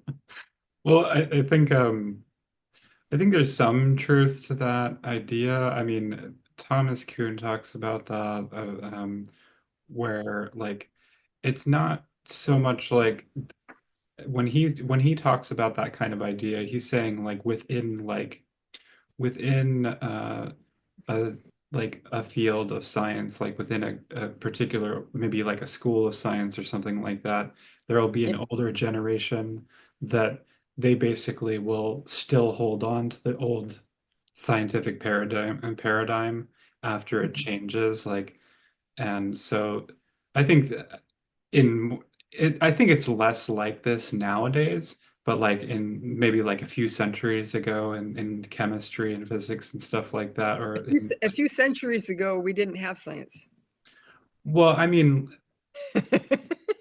right? no, I'm talking about in the modern era, like Newton and stuff like that. Yeah, that's very recent though. Yeah, it is. It is very recent, but that's what I'm talking about is like that, a few like in like the 18th, 19th centuries. And I mean, I'm not an expert on this, but I think he pulled out some pretty good examples of that. And I do think that people, well, like with transgender, for example, this is not the same type of paradigm, really. I mean, there is, I think, a scientific paradigm of gender, but it's so much in the humanities that it makes it so much more complicated. But I definitely think that like people like from, baby boomer X generation, there's a lot of people from that age that view gender very differently from people that are like millennials and Gen Z and stuff like that. There's been a huge shift in that understanding, I think. And I think, you know, if for someone who was highly invested in that, who would have been like, say, um, like a medical professional or a person transitioning in the 60s or 70s or something like that, their whole ideas about gender are much more likely to like stay in that paradigm and kind of be like, well, I don't understand why anybody can just identify, what their gender is, kind of thing. Um, but but yeah, I think I agree with you though that like it's not like that so much in like the hard sciences today, I feel like. And Mhm. um the other point, sorry, um, is that like that doesn't even like really apply in ufology because like basically that example, like if someone's saying that about ufology, then they're just totally misunderstanding the science of of UFOs. They're understand misunder because, well, for one thing, implicit in that what they're not saying is that like we're out to prove, UFOs are such and such, right? Or that they exist, yeah. Yeah, when that's not the goal of science, really. It's not to prove some idea, but rather to like figure out what's out there. And usually the better way to do that is to actually try to disprove whatever your idea is. It's well, I was thinking about us talking, Mhm, and then looking at the rogue wave situation, mhm. because that's thankfully on the rare side, because Yeah. it would just absolutely shit myself. Ah, um, but but I mean that's part, and actually here in Napa there's another thing that used to be Fortean earthquake lights, right? Mhm. And they have been proven to exist. Why is this? Because you start to have a lot of CCTV, a lot of cameras around that are just recording mindlessly, or people have their phone cameras they can record, and they're able to track this stuff down and say, hey, it's kind of cool because one of the first areas where they had CCTV of earthquake lights was here in Napa. There was a big earthquake. I don't know, it was like over, I was like 15 or so years ago. It was actually, it's really funny. It was on my mom's birthday, and literally within like 3 minutes of the time on her birth certificate. Oh, wow. Yeah, luckily it was the kind of in the early morning. We felt it down in Pleasant Hill. It was shook a lot, and it was very good that it was happened in the middle of the night because if it happened like 12 hours earlier, they were having like bruise, blues, and it's like three things: bruise, blues, and something or other that also sounds like ooh and ends with a P in the downtown. So there's all the which has a lot of historic buildings that cast a lot of like rocks and everything, building materials down in the street, and there would people would have been injured and stuff. But they had CCTV or people's like ring cameras that had caught these earthquake lights. So we've had a lot of cameras that capture a lot of stuff for a long time now, and I think that UFO land generally has not caught up with. I mean, yeah, that's the thing is that earthquake lights and ball lightning, I used to be much more on board with the earthquake light stuff. And I probably, there's probably a lot of research that I need to read still about it. But, you know, I think that the science is actually pretty shaky because there Mhm, was this study um, from I want to say 2014 that I actually mhm, did some pieces about in the past that mhm, basically what they were trying to do is like gather all these different reports of earthquake lights mhm, and do like kind of like a survey. And it was a lot of earthquake light heads, were involved in the study, people that have been mhm, promulgating these types of theories for many decades. And if you look at the individual cases, like a lot of them fall apart pretty quickly in terms of mhm, um, they either, they might just be a conventional phenomenon, uh, mhm, or they're something else. Um, uh, and there's just not a strong correlation with like the earthquake itself, basically. Hmm. Like there's Hmm. this one case that they use, which is the Tagish Lake photo, Hmm. which is this photo from Alaska that Hmm. shows these, like sort of golden orbs in Hmm. front of like a little mountain on a lake. Hmm. And so they try to correlate it with this earthquake that happened like, a few hundred miles away or something like Oh, that in the ocean.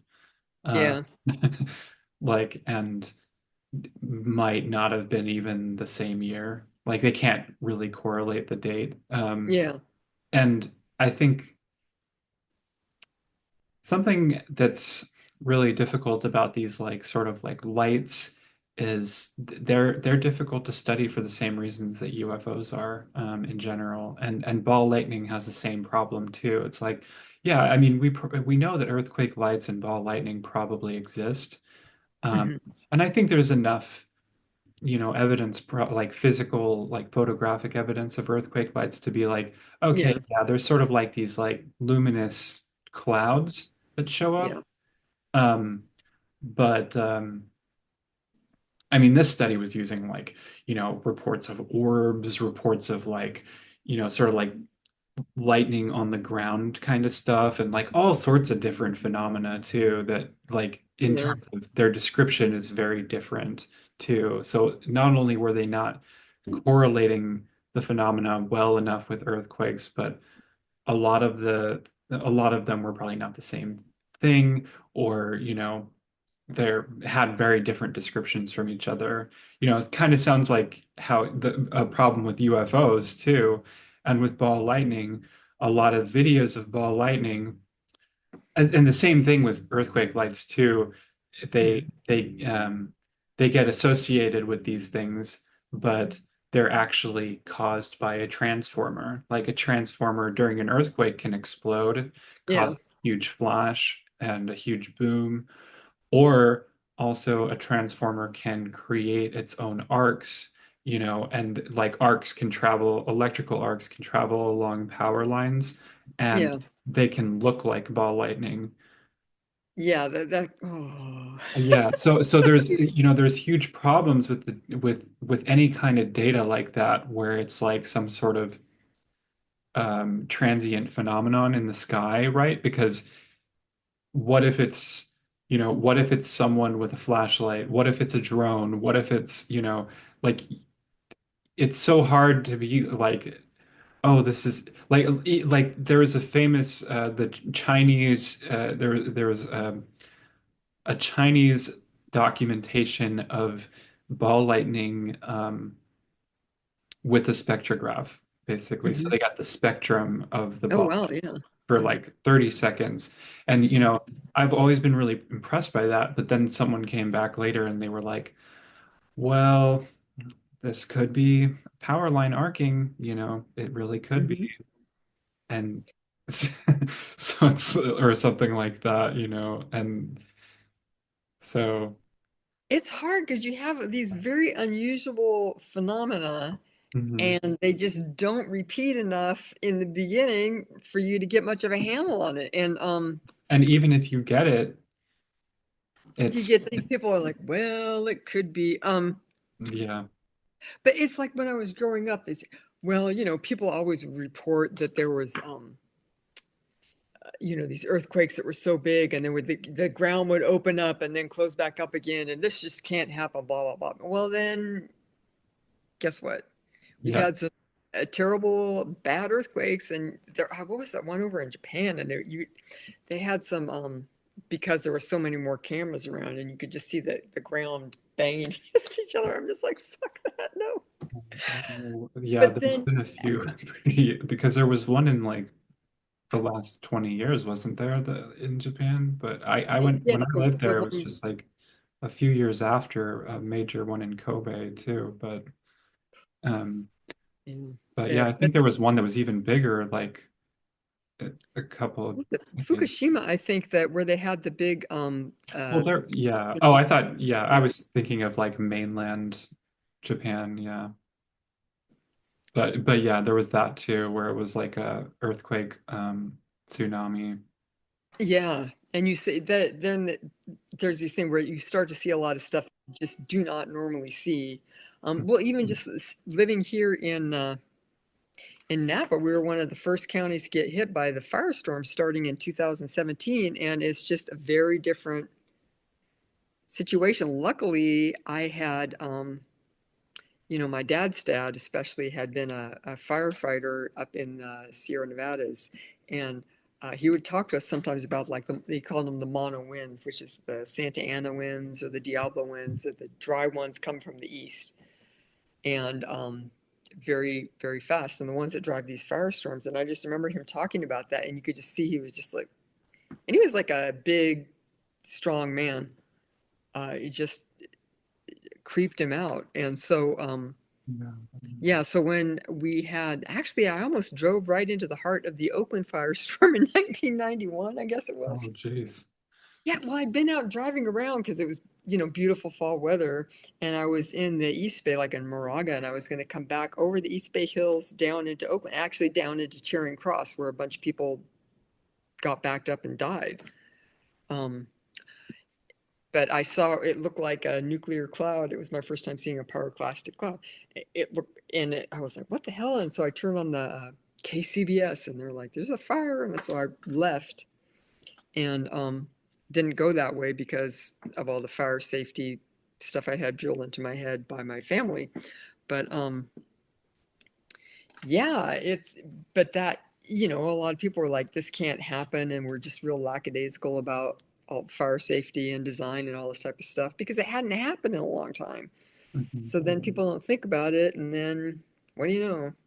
But to me, that is something I really have not, even like skeptical people don't bring it up that much.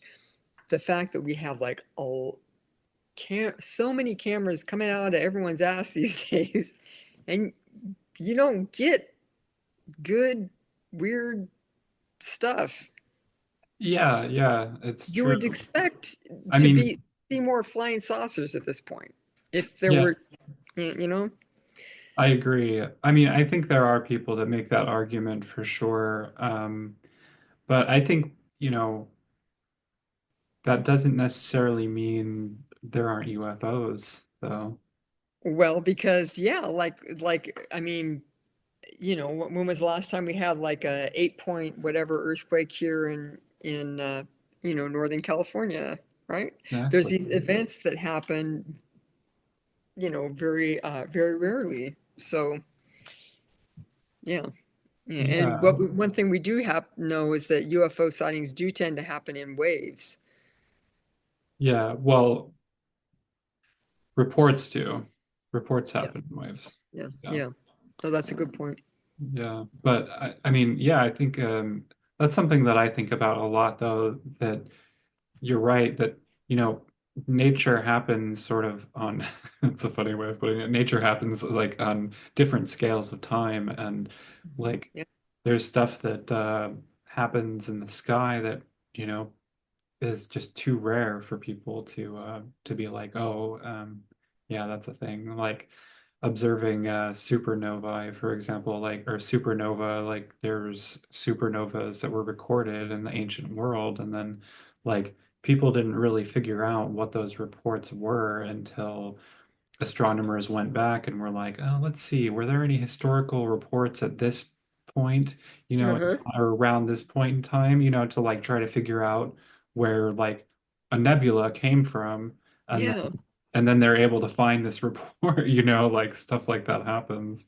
Or well, and then there's like well, I kept thinking throughout this whole time, you talking about that as of the New Madrid earthquakes, which were these yeah, earthquake in the Midwest, and because that shows up in that study, the Freund et al. Study, but like, yeah, like all of these really powerful earthquakes, just like in and around like Missouri area, but actually affecting pretty much the whole eastern seaboard, like yeah. out of nowhere. And they still, I think, seismologists are still studying the New Madrid earthquakes to try to figure out like why they happened and stuff like that. Like, I And mean, hoping they don't, yeah. Yeah, there is interesting because people hear, of course, the 1906 earthquake in San Francisco was it's very well known, mhm, very devastating. Um, Actually, my friend Duncan Lee that I spoke about earlier, he was a little kid with his father in a field in Petaluma, which is well north of San Francisco, and the earthquake was he felt that earthquake, and it was they were all cast to the ground mhm, because it was that strong.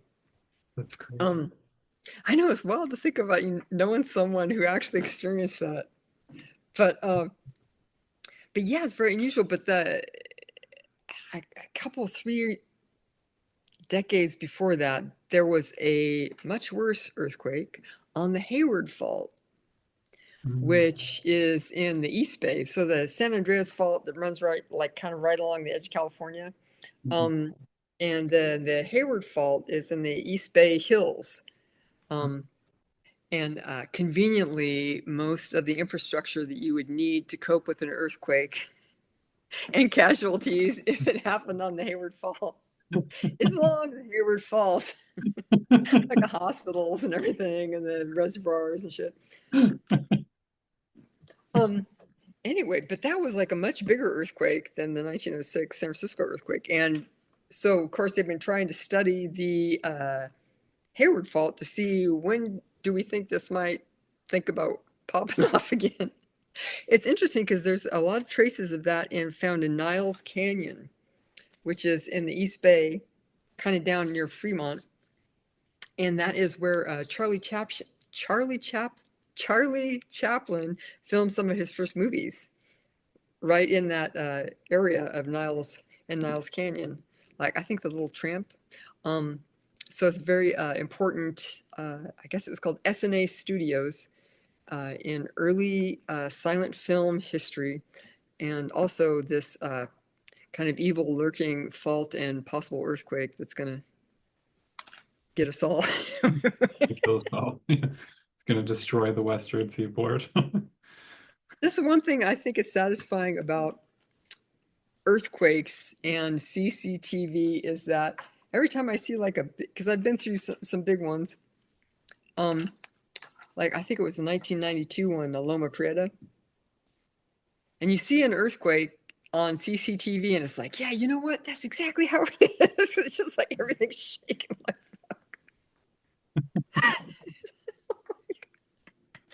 But anyway, yeah. Some other things, it's like firestorms and stuff. It's like, well, you kind of don't. There's some parts of it that I really feel don't come across. But like with earthquakes, I feel like, yeah, this is the natural disasters that were made for film. Oh my God. That's true. Okay. Anyway, so you're yawning. No, I'm sorry. What did I yawn? I'm so I think a sorry. little bit. No, you've been working, so I don't want to keep you up for forever. But You're but fine. yeah, I think that not a lack of flying saucers is, you know, it'd be fun if we have another big wave coming and we actually capture some stuff. This this recently kind of like people seeing drones and the whole drone panic that was kind of happening. It was Mhm. interesting because I saw so many because I spent a lot of time like looking up in the sky at sky shit, which I suggest to anyone if you're interested in UFOs, because the more you know what things normally look like, the more you'll be able to catch if there's something unusual. It's the same with birds. If you know Yeah, your local birds, then you'll know for sure when an unusual one comes through.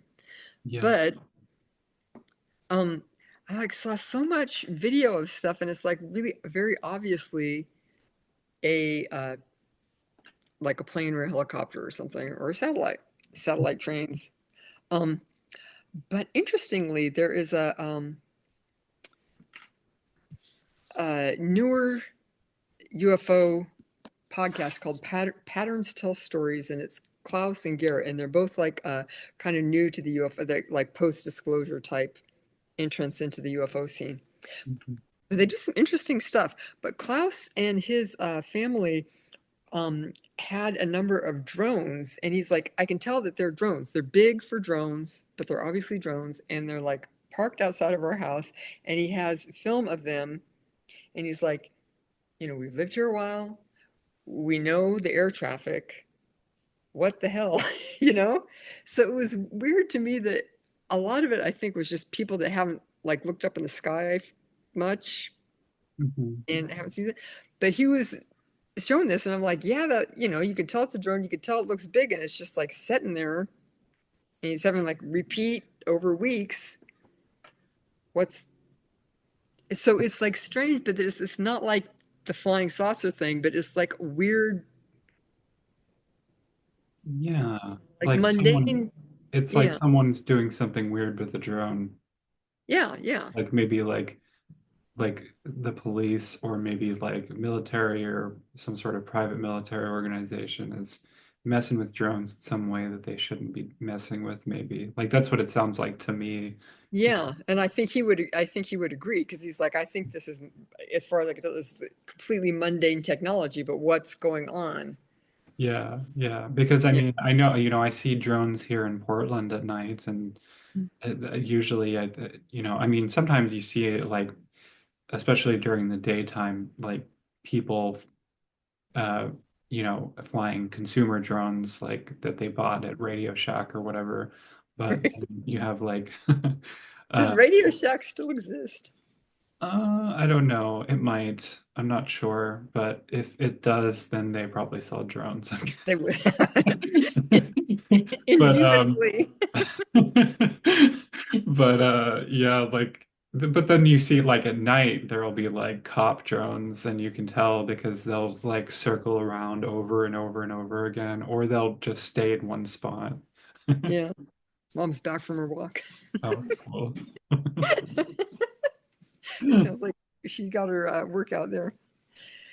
Yeah, yeah. I mean, it's like kind of, yeah, like cop. Well, this whole underlying strain of paranoia to the whole UFO phenomena, and 100%, yeah, for but it sure. overlaps with kind of like the military industrial complex. Yeah. Which I hate. I wish like that's all I want to do is make it all about like birds and like, spores and, even just like weird optical stuff too, Yeah, kaleidoscopic suns, weird clouds, weird vortices. That's what it should all be about, I think. I don't know if I ever told you this, Yeah.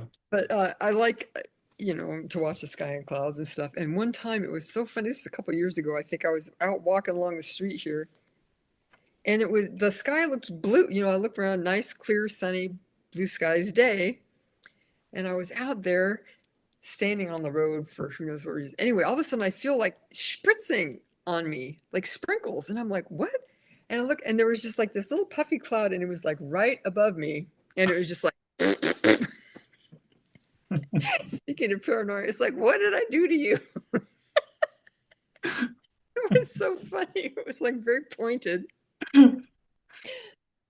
It's one of those things where it's like, you know, I figure it was probably just like one of those strange things, but at the same time, it's kind of hard not to feel kind of like It was singled out. it was the foxes inviting you to their wedding. That'd be pretty fun. I wonder about clouds, like if they have consciousness, what would it be like? Like like a really big cloud and That or would be different big weird. cloud. Like Yeah, like the cloud was like a brain, but also like it could feel everything. you're very emotional. Oh, I mean like it could sense everything, but yeah, it could it Yeah, gets all the feels. yeah. I there's a lady, Tamariska.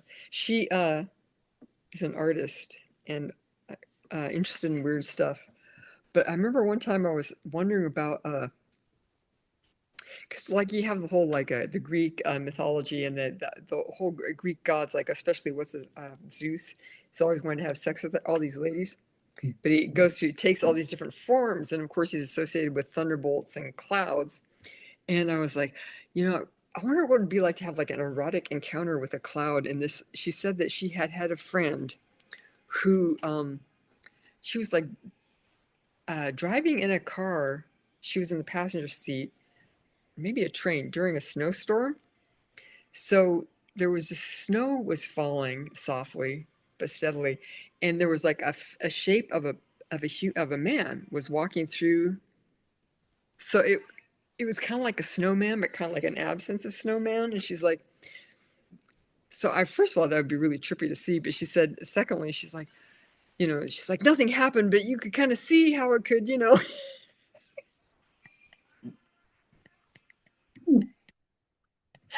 That's I don't know. funny. Like, I don't. Did I talk to with you about this before? Because like this is something I've thought about before. Is like, like what, like I what think a would lot it of be people like think to about have it. an erotic encounter with a cloud? Well, I think I've thought in the past, like, how would you do that? Like mechanically, like you'd have to like jump out of a plane, like at the top of a cloud or something. This rainbow comes down. Hello. So technically speaking, these type of encounters tend to be accomplished through you'll have the human body. A person has like how do they call it? Soft boundaries, or not thin boundaries, and so you'll be like experiencing the erotic um, feelings and sensations through the embodied person. A lot of people will have erotic encounters with ghosts, or like dead spouses or partners or people that were beloveds, and that tends to be kind of how it goes down. Yeah, well, I mean, I wasn't thinking about it in terms of that. I was thinking of just in terms of like, if like what if someone wanted to make love to a cloud? How would they go about doing that? Well, you have to make that energetic connection. Yeah. You have to get its attention. Well, I see. I threw my chance away. I had the attention of that one cloud. I don't know. I would say if anyone has any further thoughts, or if they have any information they'd like to share, experiences. Please throw them in the Yes, chat. Throw them in the comments. there you go. Comments. I mean, people often have these. I don't want to say kind of like these experiences of expanded consciousness and erotic or sensual um, intermingling, like with in nature or natural events, that type of thing. So I think that you know it's not beyond the idea of belief, and there's a lot of these ideas of like women getting impregnated by like a moonbeam or that Right. type of thing. Yeah, So I don't know. that's true. Thankfully, I am past that, so I don't have to worry about running around outside the moonlight and What? getting knocked up. Oh, yeah. Well, you never know. There's those virginal births. I know. God. Oh, who was the lady who was like, she was postmenopausal in the Bible, and then God decided that she and her husband had never had children, so God decided you can have this bonus baby. And everyone, Was that? I said John the Baptist. Um, no, it's not John the Baptist. I want to say it's Rachel, but I don't think that's right though. But it's someone like that, right? Yeah, and It was she has the wait, was it Rachel? It was no. I always get all of those names confused. It's really yeah. annoying. It was the wife of probably Jacob or Isaac or whatever.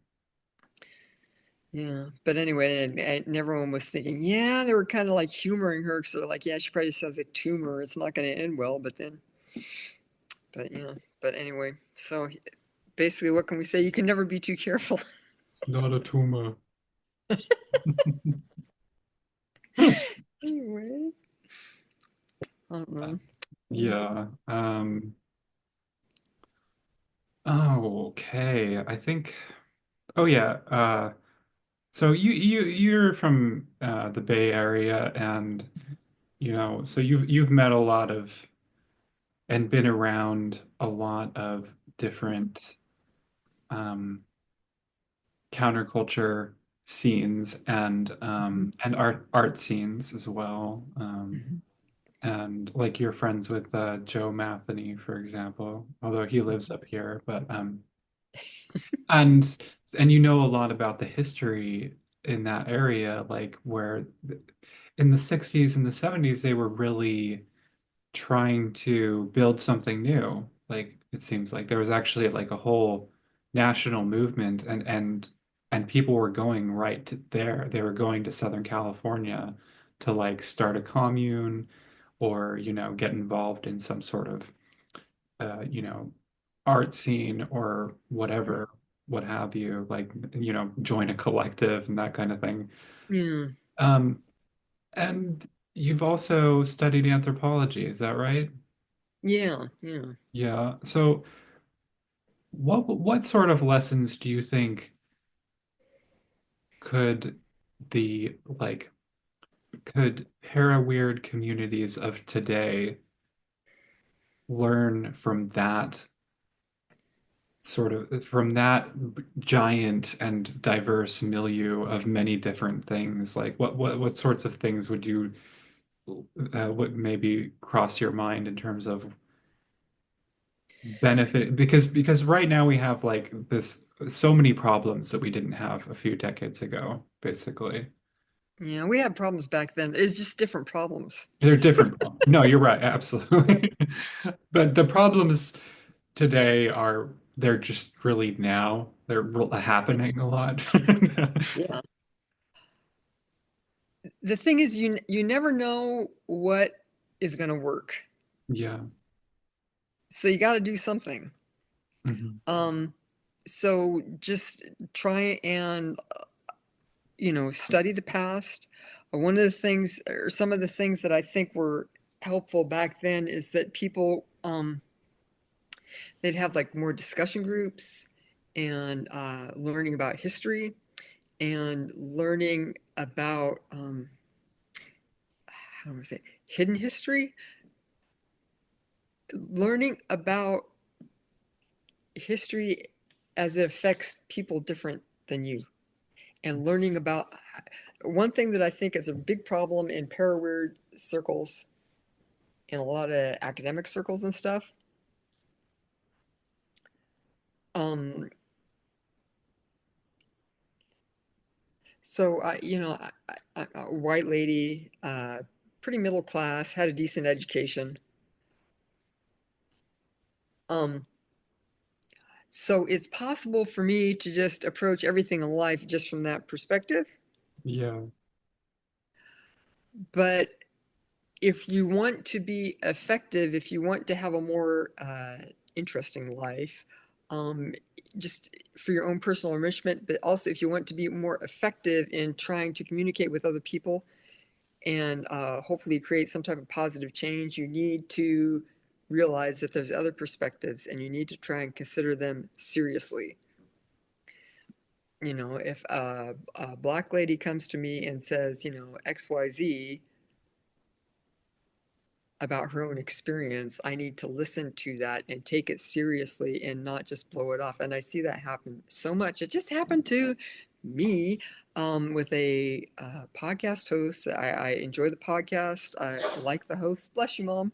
Um, but another woman had said, I wish that you had more woman focused episodes on your podcast because it's kind of a ratio of about 10 to 1. And I just said something about, yeah, and it's true. It takes a deep commitment and a lot of extra work to cultivate that instead of just going and just doing the things that you want to do, which I don't have a problem with because, a lot of these people, most of these people, they're doing it for their own enjoyment and they're putting a lot of their own um, money and time and energy and attention into these things. So it's not like, I mean, they should do what they want to do. But this guy came in and said, well, actually, in the last year, da da da da da, including like that we had actually referenced this person in the analysis who was a woman. And I'm like, first of all, it's like, this is all publicly available information. Why would you think that I don't know this? I'm known as the woman who comes in and bitches at every single guy in these areas about how you don't have enough women on. Why would you think I would not know this? Why would you think that this approach is going to go over well with me? But the thing that made me the most mad is like, why are you having this person who just said, I love your show. I just wish you could have more women on it. Why are you blowing smoke up her butthole and telling her it's sunshine? Hmm. If you, we're just citing facts at you. I've had so many guys get mad at me for just saying, well, if you wanted to have a more woman focused show, you could have more women on your show. Yeah. But then, it's like if you don't want to get called out on that, or if you don't even want anyone to just point out explicitly what you're going out of your way to do, do something different. Yeah, and it's this problem. It's so universal. It's not just like sexism or racism. I mean, it applies to any marginalized group, basically. So that includes like experiencers and like different types of experiencers. It includes skeptics and debunkers because they're people too, and they're their own cohort of, and people like I feel like sometimes people will be like, well, your guys, you're using this approach, but actually this is the right approach. But really what they're talking about is not that being the right type of approach. What they're saying is, or what they should be saying is like that is their approach, Yeah. but other approaches are okay too, because other approaches are, well, I mean, they're necessary. Like, Yeah. so. And, and impaired words, it's, what can I say? There's been some things that started happening around lockdown with the coronavirus pandemic that gave me some hope. For example, Rice University has started this Archives of the Impossible, and the first one or two conferences that they had like in-person conference, but then they also had a lot of the speakers were broadcast live on YouTube and you could just go and watch. So it was and I think they had some chat stuff happening in some of them, which is expensive and everything. But it was exciting because you have people that have family responsibilities, who don't have a lot of money, who have disabilities that can't afford to attend these conferences in person, Mhm. but then could like be up to date and involved in some way in the whole kind of discussion of this thing. But I guess they just recently had another conference, and it was like, okay, if you want to watch online, it's a couple $100, which is, I mean, I understand the economics of it, but at the same time, it's like, okay, so this is a Even completely different thing. Yeah. like I feel like if it's that high demand, like I mean, it should be live. It shouldn't be live streaming. Like, I mean, you're talking about sitting in your room and watching something on your computer, like for a few $100. That's Yeah, um it's like I think a 175 for the weekend, which is, I mean, that's I understand that they have things, but at the same time, and then there's this Soul Foundation, uh, SOL, which was started by Gary Nolan and stuff, and they have these conferences, and I'm on their mailing list, and the last one they had was in San Francisco, and I got an invite.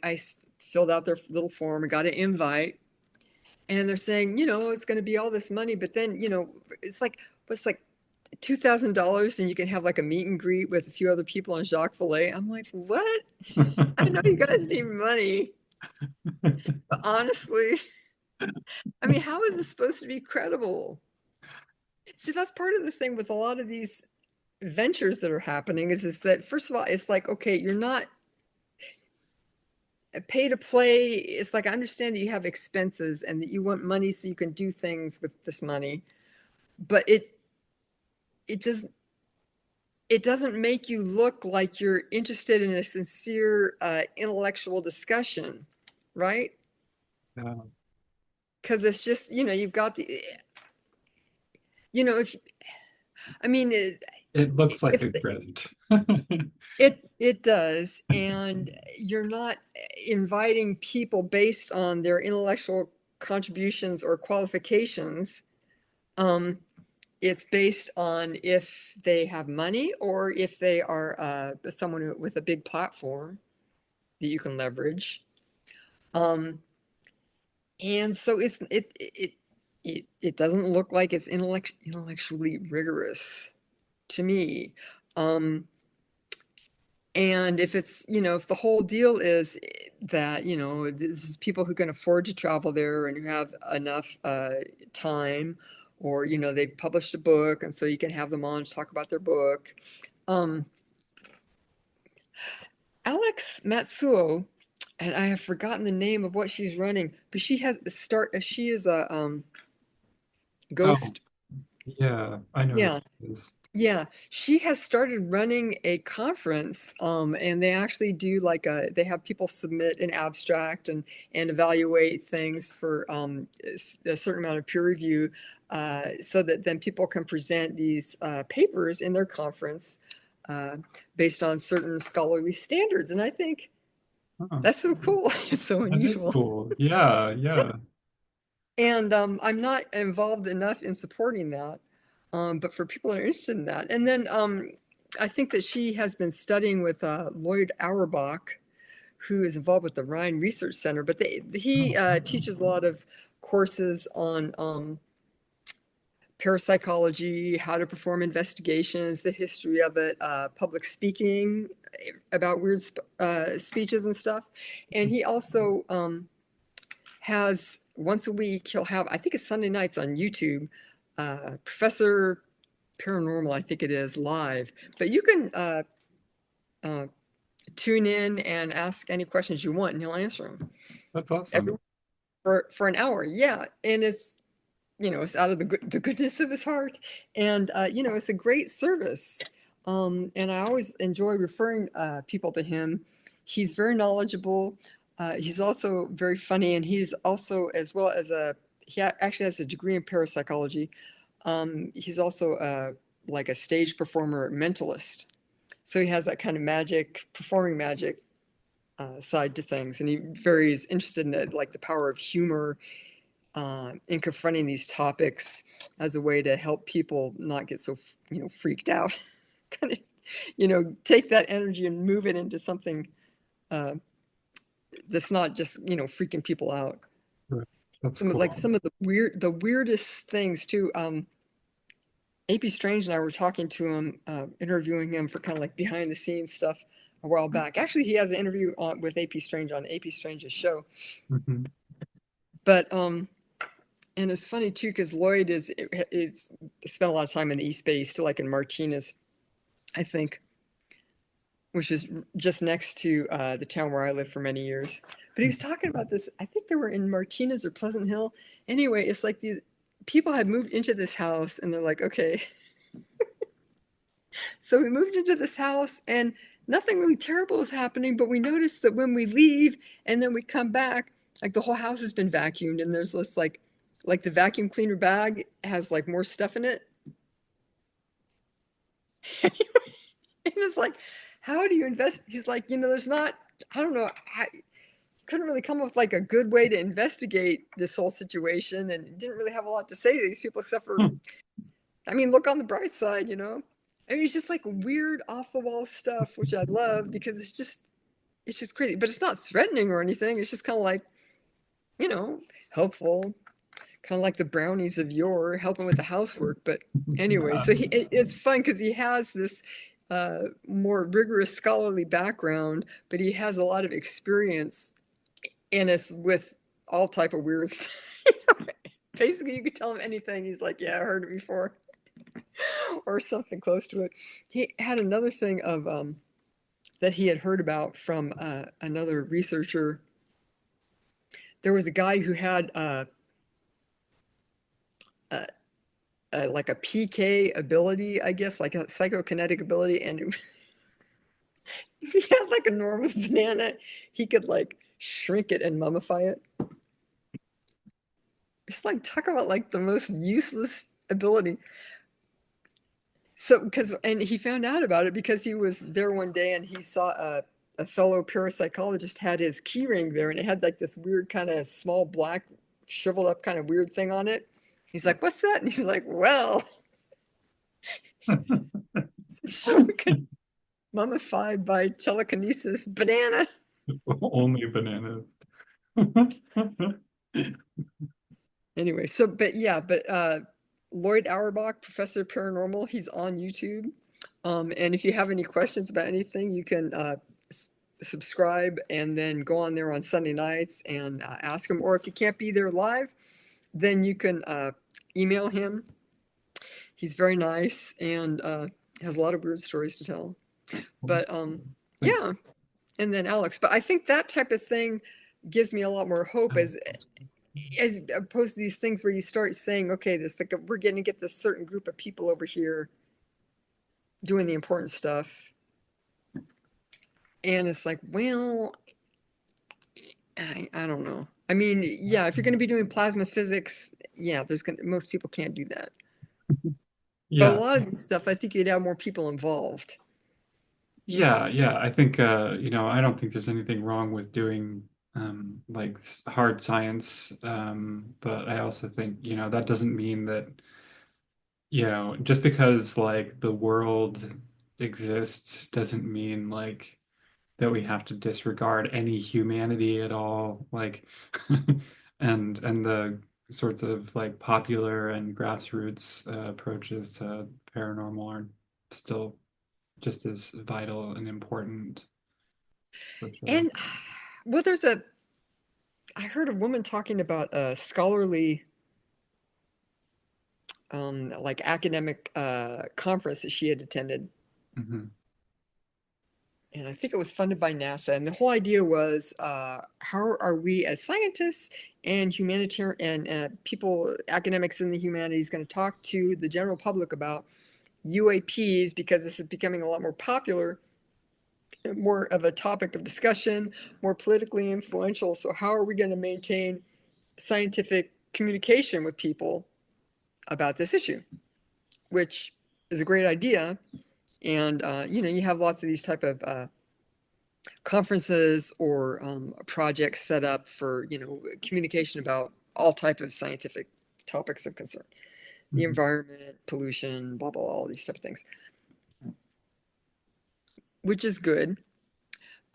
She was an information scientist and talking about like library sciences, information sciences. How do we deal with information in a way that makes it easy for people to access that information, which I think is very vital. Um, However, they made kind of a couple of bloopers. I mean, first of all, they're talking about trying to act, I don't want to say find and then systematize all this information that's out there about UFOs. And it didn't sound like they had spoken to a lot of the old, like Jeff Knox, right? Right. Yeah. People like that who just are out there and have like a ton of access to all these archives and weird information and people's personal letters and old newspaper accounts that they've dug up and all this type of stuff, right? Yeah. So it sounded like that hadn't really kind of got into the conversation about what they were going to be doing, Hmm. which I'm wondering about that because a lot of the UFO information is in um, the hands of researchers like that. So it seems like it would be smart to fold them in from the beginning. But then the other thing is that she talked about they had a little bit of a government grant and they set up this conference and they addressed all these issues and stuff and it was an in-person conference but they'd forgotten to set up like a social any kind of social media presence about what they were doing beforehand. Yeah. Yeah. One of the issues that they wanted to address is that there's a lot of paranoia and conspiracies about the government and UFOs and UAPs, and what can we do to kind of tamp that down. One of the things you wouldn't do is set up this kind of conference and then make it secret, right? Because no one set up social media. And so they ended up immediately getting these rumors about. So I think that there is kind of a disconnect between scholarly approaches and then dealing with people who've just like been around the scene for a long time. Yeah, well, and yeah, there's a disconnect there, but it's pretty complicated because there's also this whole like active disclosure movement. So a lot of the people that were really like criticizing NASA and criticizing the DoD were also the same from the same group of people that were actually actively harassing the the members of Arrow and stuff like that. Yeah, Just like there's a whole bunch of people who they have their whole purpose is to promote this particular narrative, basically. Like that's what they're trying to do. yeah, yeah, yeah. Um, yeah. So I thought on the one hand that their pursuits gave me hope, and on the other,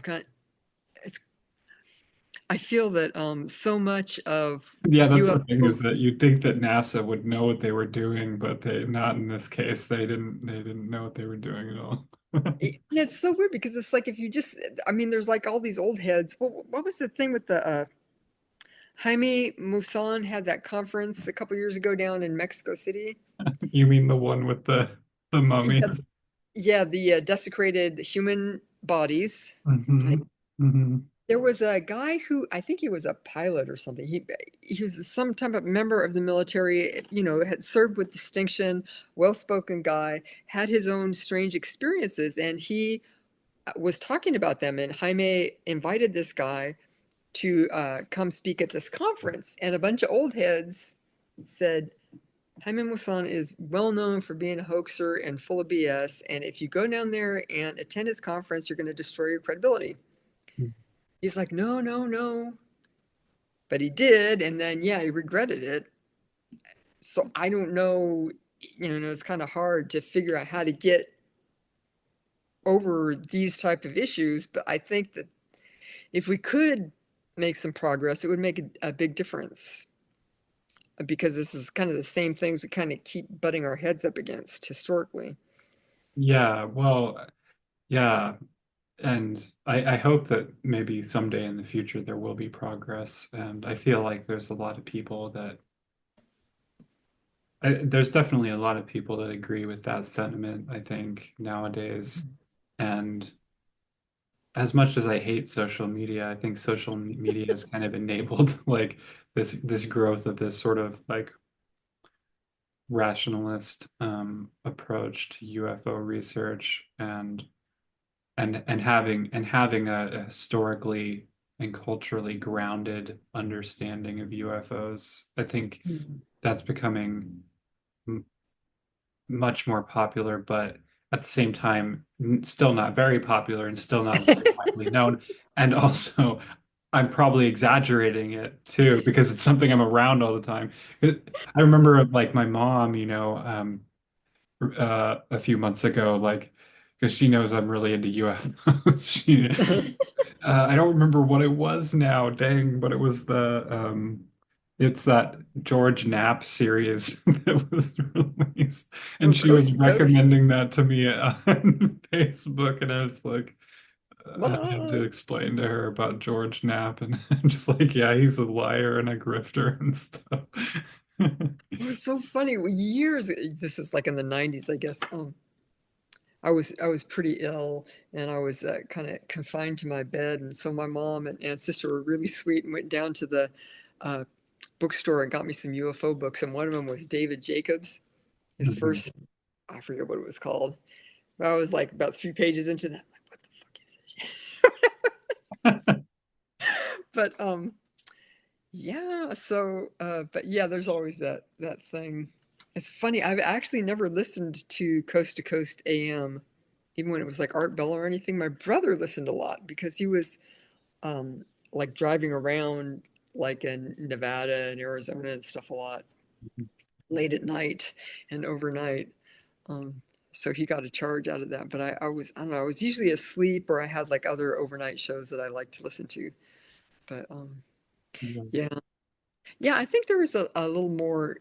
I don't know. There's always kind of like room for hope, but yeah, there's just always so much garbage in the UFO that's arena true. It's true.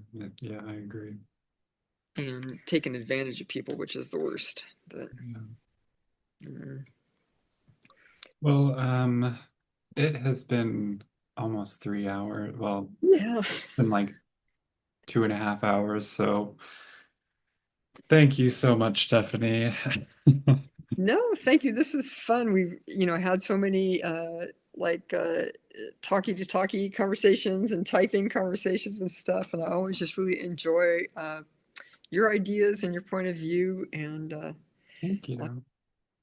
fascinating things you find out about hot air balloons and foam and all type of weird stuff. So, Cool. yay. Yeah, Okay. well, I always enjoy your perspective too. It's I, I don't know. You're I think people don't give you enough credit. That's what I think. Oh, Because you know like so much stuff. And I'm always like, whenever you come up with something like, to talk about like Eclampus vitus or, topic in Californian history that I've never heard of before or something like that, I'm just like, it's pretty enthralling. It's great stuff. I'm glad you like it. I mean, it's where I grew up and my family is a lot of what it comes from. But I think I don't know, it's important for people to know about these weird things. I think Yeah, I think so at least too. the people that want to know. Yeah. Well, but you could just believe though. What if you just wanted to believe? Yeah, why not? Well, any parting words? Do you have like a good proverb or No, you know a what? I was treat? thinking of recommending something to people right before I came on here, and I forget what it was. Did I write it down?